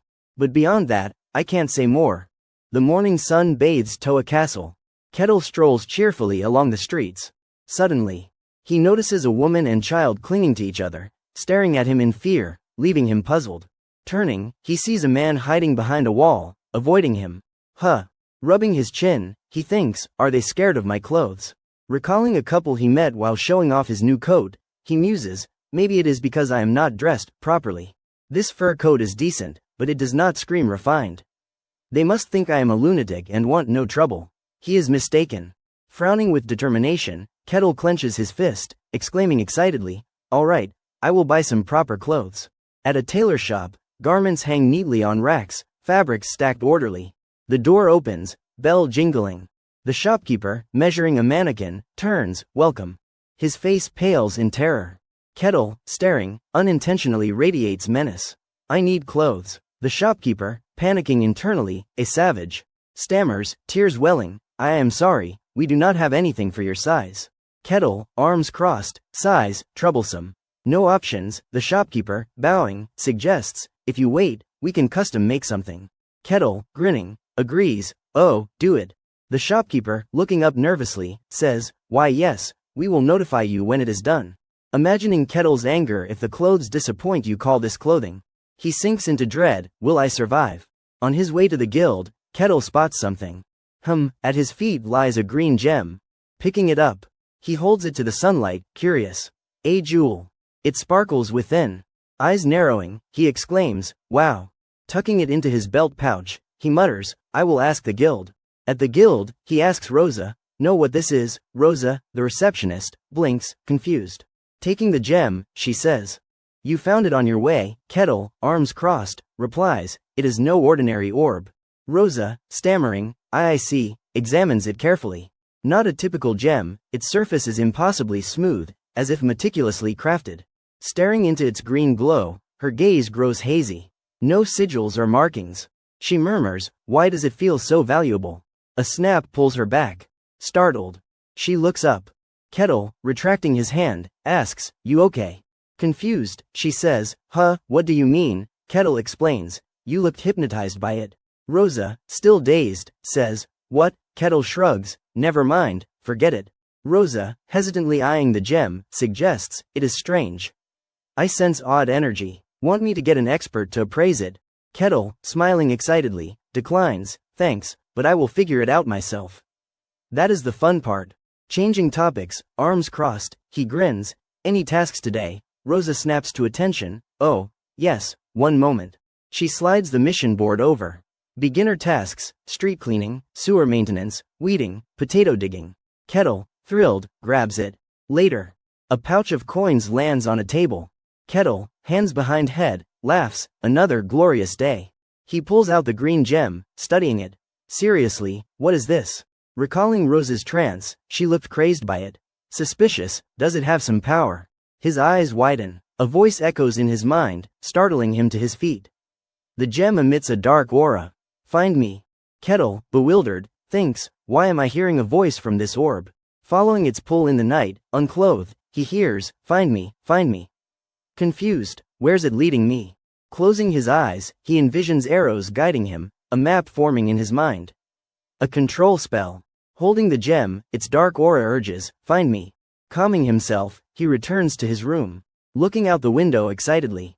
Let us go. At a thicket, Kettle pushes through, the voice echoing, find me. He grumbles, I am coming. Shut up.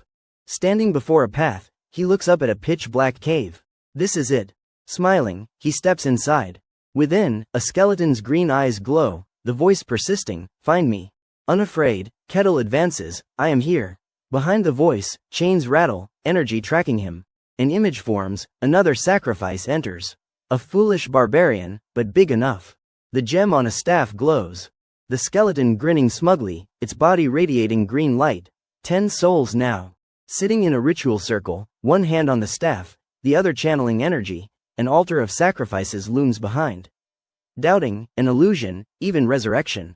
In the chaotic past, as kingdoms crumbled, a malevolent mage manipulated emotions and controlled the minds of countless kings, sparking wars and dominating realms. His ultimate cruelty was exposed, and heroes vanquished him. Yet, just before defeat, he transferred his soul into a vessel of life, becoming a lich and undead mage, and lich, immortal as long as his vessel endured.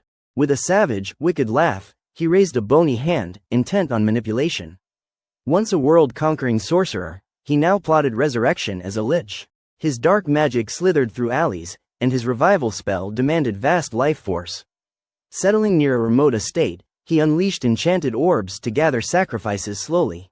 These orbs, mana cores for his resurrection, glowed with eerie, deadly light. With his immense power, he aimed to conquer the world again, his arrogance and ambition nearly realized. His deep voice rumbled, "Why is a barbarian here?" The serene village brimmed with vitality, a secluded territory perfect for his needs, unnoticed by prying eyes. He growled, "That is why a barbarian is unusual." Kettle's hazy image appeared in his scrying flame. The lich, calculating venomously, mused, "Northern creatures have wandered far. Your size makes you a perfect sacrifice. I imbued the orb with a spell to enchant only those ignorant of mysteries." Releasing a mana orb into the cave, he ensured only the clueless would be drawn. Observing Kettle's nonchalant grin, he concluded, "This barbarian is ordinary, ignorant of mysteries. His apparent resistance must be an illusion." Gleeful, he declared, "Come, barbarian, fuel my glorious resurrection." Time passes, and the scene shifts.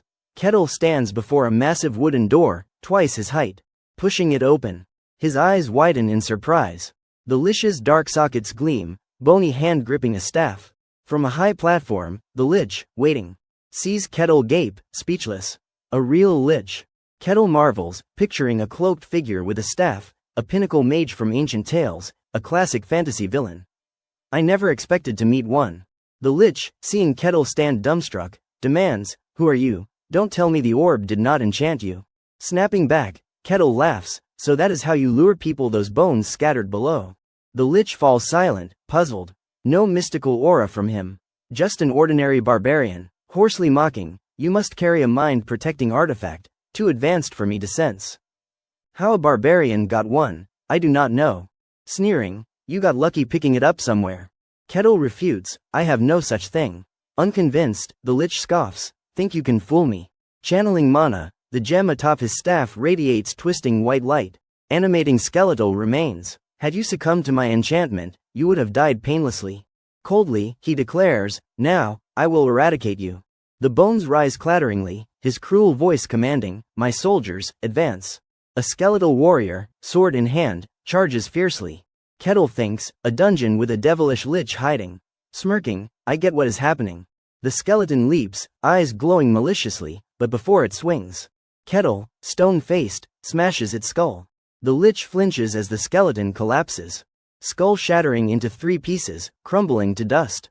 Kettle, brushing his hand, judges coldly, "You are shallower than I thought." The lich, wary, regains composure, boasting, "Let us see if that mouth still spouts nonsense limbless." Raising a hand, mana flows like water, reviving more skeletons. "As long as you live, that is enough," he rasps, ordering, "Take him." The skeletons charge. Kettle clenches his fist, cracking audibly, and swings coldly. The right skeleton takes a punch, collapsing backward. His left fist crushes another's skull. A final kick sends one reeling. His fists target skulls with precision, each blow a one-hit kill. The lich, horrified, mouth agape, watches the bones dissolve. Kettle, rising slowly, says calmly, as Khan said, "Lose your head, you die." Rubbing his hair boredly, he assesses, "I expected undead knights or zombies, but you are this weak." His words pierce the lich's chest, a critical 200% blow. The lich's voice grows heavy. "You wretch, I am done playing." Kettle blinks. The staff's gem blazes, the lich's hoarse voice commanding, "Awaken." Mana envelops the bones, forming illusory knight armor. Kettle, startled, says, "Skeletal knights." Perfectly crafted by magic, a fully armored skeleton with shield and sword stands before him. Didn't expect this. Recalling past skeletal knights, he grows eager. Crafted differently, maybe. This is getting interesting. The lich unleashes more mana, roaring, "Kill him." The skeletal knight surges, its aura both subtle and fierce. Kettle, grinning, cracks his knuckles, a knight made by a lich. Without hesitation, the knight swings. Kettle, unfazed, muses, "Wonder how it fights." In a split-second dash, he closes in, landing a precise blow to its abdomen. A powerful punch sends the knight crashing into the cave wall. With a deafening boom, dust rising, shattered armor and shield fragments scatter. As the haze clears, a dark silhouette remains. The battered knight, its unyielding will intact. Kettle, impressed, says, tougher than expected. I respect that. The Lish's eyes blaze green, voice grim, face my ultimate dark magic. Mana swirls around the charging knight, its power surging explosively. A terrifying new skeletal form lunges. And Kettle exclaims, what is that now? The skeletal knight, poised to strike, closes in on Kettle. Crafted by the Lich Alec, its aura pulses with menace. Kettle clenches his fist, sensing something unusual. With a swift punch to its face, the skeleton flies backward. A massive explosion of dust erupting. Kettle, face stern, observes the scene. Alec, startled, flinches. As the dust settles, Kettle stomps a skeletal hand, saying, pretty durable, but not much different. That is it. Alec demands, who are you? Internally, he puzzles, no mystical aura or mana from this barbarian. If he had an artifact, I would sense some mana, but there is nothing. Is this purely his physical strength? He defeated a skeletal knight with raw power alone, impossible. He exclaims, you are something else. Kettle, startled, glances at him. Alec, gripping his staff with a bony hand, declares, fine, I will face you myself. Consider it an honor. A surge of dark power envelops the space. Kettle, alarmed, looks around as darkness engulfs him. Two glowing eyes piercing through. Are you scared? You should be. You will pay for defiling my sanctuary. But Kettle, unfazed, retorts, no, I came because your orb called me. Didn't you scatter those? Alec, sweating, admits, true. Those drawn here are lured by my mana-infused orbs. He is no different. Furious, he roars, silence, barbarian, I am the supreme mage who toppled 5 kingdoms and battled heroes. Kettle, recalling a name, thinks, that girl, Queen Elf Maria Haja Kasha. Are long names a trend here? Alec unleashes dark mana. A stepping stone for his resurrection. The fearsome, grotesque power surges toward Kettle, who remains calm. His eyes swirling. Emotion-controlling magic, drowning victims in negativity until their minds shatter. A signature spell of Alec's, potent for its mana cost. A mere barbarian, ignorant of mysticism, should be helpless against true magic. Alec calculates, what now? He is different. No special artifact. Snapping his fingers, he decides, I will take him for study. Instantly, a fallen skeleton stirs. Controlled to approach Kettle. Kettle shifts.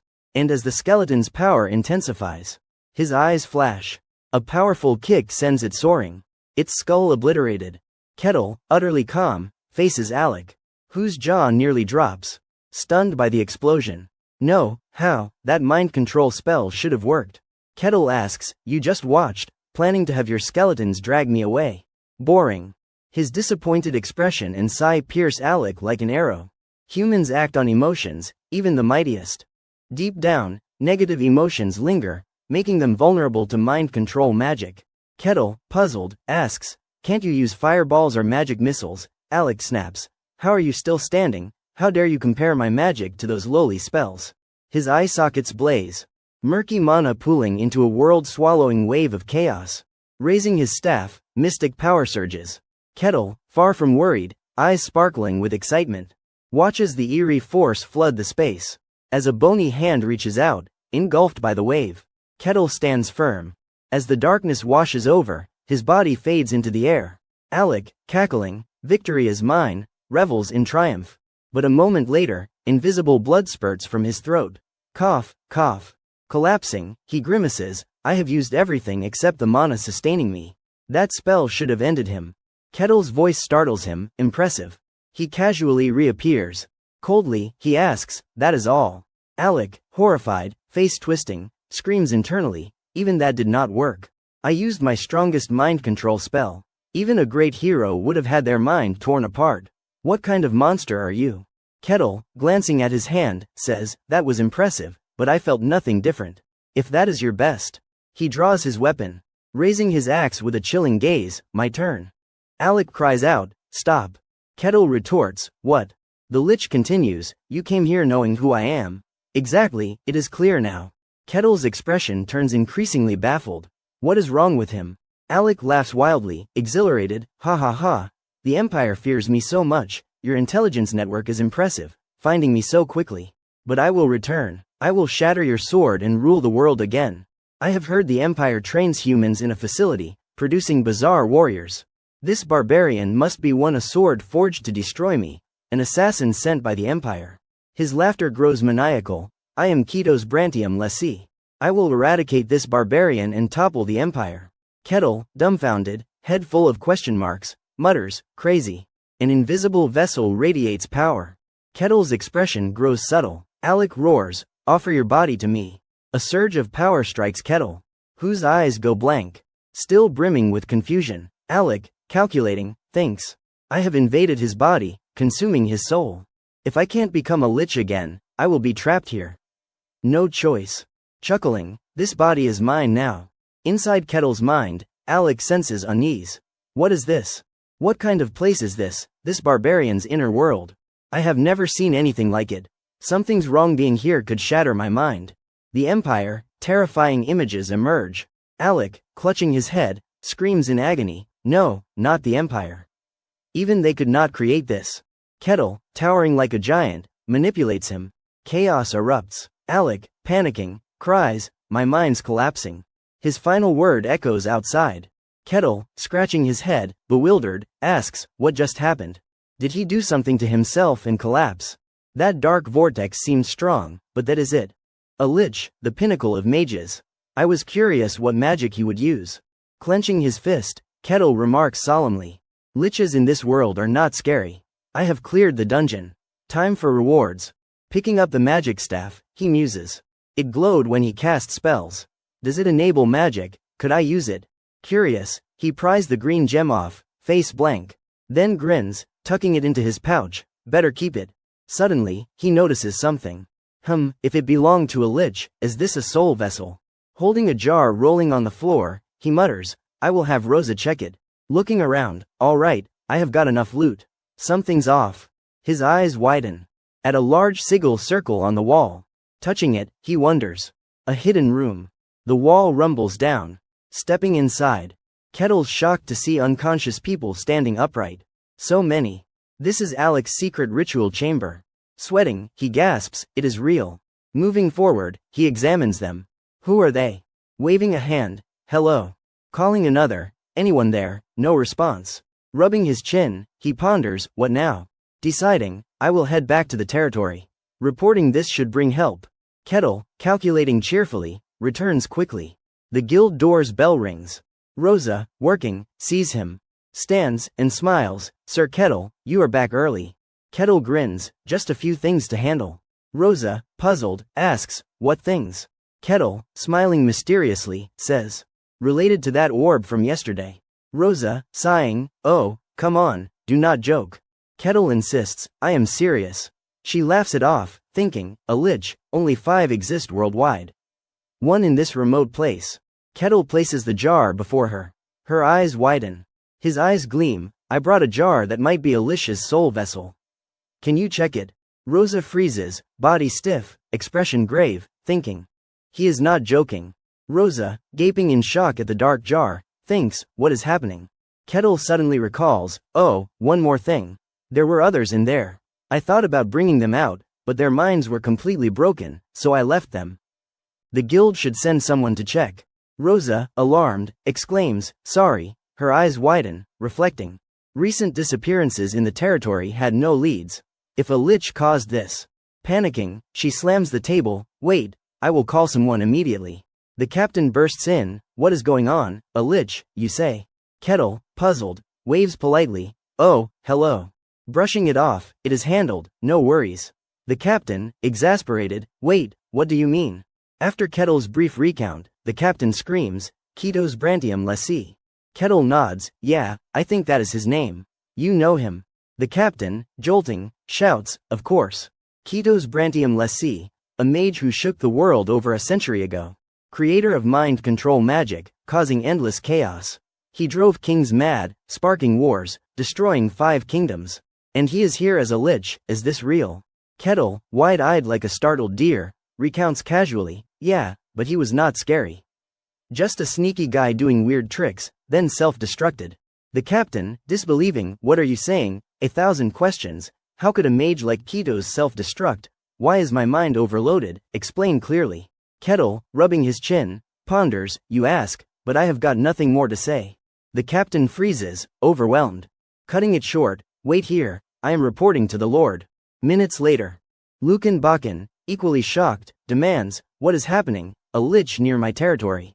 He asks cautiously, a real lich, or another monster?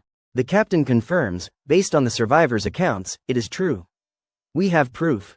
Holding the ancient jar, he says, the soul vessel. Lucan, somber, a lich of that caliber hiding near my territory, unnoticed. The Empire might send investigators any moment. And Khan's away. Trouble. Slamming the table, he stands, prepare a report for the capital.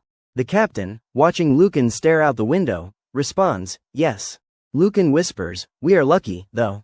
The captain agrees, if that barbarian had not found him, we would be the first victims. A sinister image of Kitos lingers. He was likely preparing to resurrect as a lich. The captain concludes, too dangerous. Lucan, gazing distantly, muses, this is a major feat for him. We must reward that barbarian within our means. Dawn breaks, sunlight flooding the grand room. A frantic cry echoes, Lord, Lord. Footsteps shuffle in slippers. Lucan, dressed formally, commands, I am awake. Let them in. The palace door creaks open. A terrified maid rushes in. Lord, the sun god's inquisitor, Aquas, is here. Lucan, eyes wide, what? In the guest room, a white-haired woman waits. Lucan, hair disheveled, bursts in. What is this about? The elegant, poised woman is the sun god's inquisitor. After calming his panic, Lucan adjusts his attire. And they sit opposite each other. Still rattled, he says, it is an honor, milady. I am Lucan Bakken, Lord of Bakken territory. Thank you for visiting, though it is unexpected. Aquas, speaking slowly, introduces herself. I am Aquas, Inquisitor of the Sun God, tasked with judging heretics. Youngest ever appointed, slayer of 7 demon-packed mages, single-handedly stopping a horrific demon-summoning ritual. The most powerful Inquisitor on the continent, respected even by the Empire. Her authority surpasses a border lord's. Why is she here? Aquas begins, your territory's been turbulent lately. Lucan, direct, says, a minor dungeon issue, now resolved. Thinking, not here for the lich. He probes, may I ask the reason for your visit? Aquas, pausing, states, I am here to discuss a divine oracle. Lucan's eyes widen like wagon wheels. Her next words shift the mood, but first, I want details on recent events here. Lucan, head bowed, recounts everything. Aqua's face pales, a barbarian defeated Kitos. Lucan adds, yes, likely Kitos Brantium lessee. A horrific image surfaces. Aqua's, muttering fearfully, he was here. Confirming, she sees the soul vessel. Pale. She clutches her sun pendant to ease her fear. What happened here? Silence falls. Is that barbarian still in the territory? Lucan's response hits Aqua's like a bucket of cold water. He is still in this territory. Aqua's, face darkening, asks nervously, trying to disprove it, this barbarian defeated Kitos. Is that truly possible? Lucan, resolute, confirms, it is true. He is quite strong. Even Khan was defeated by him. Aquas senses a monumental shift looming, a new force rising.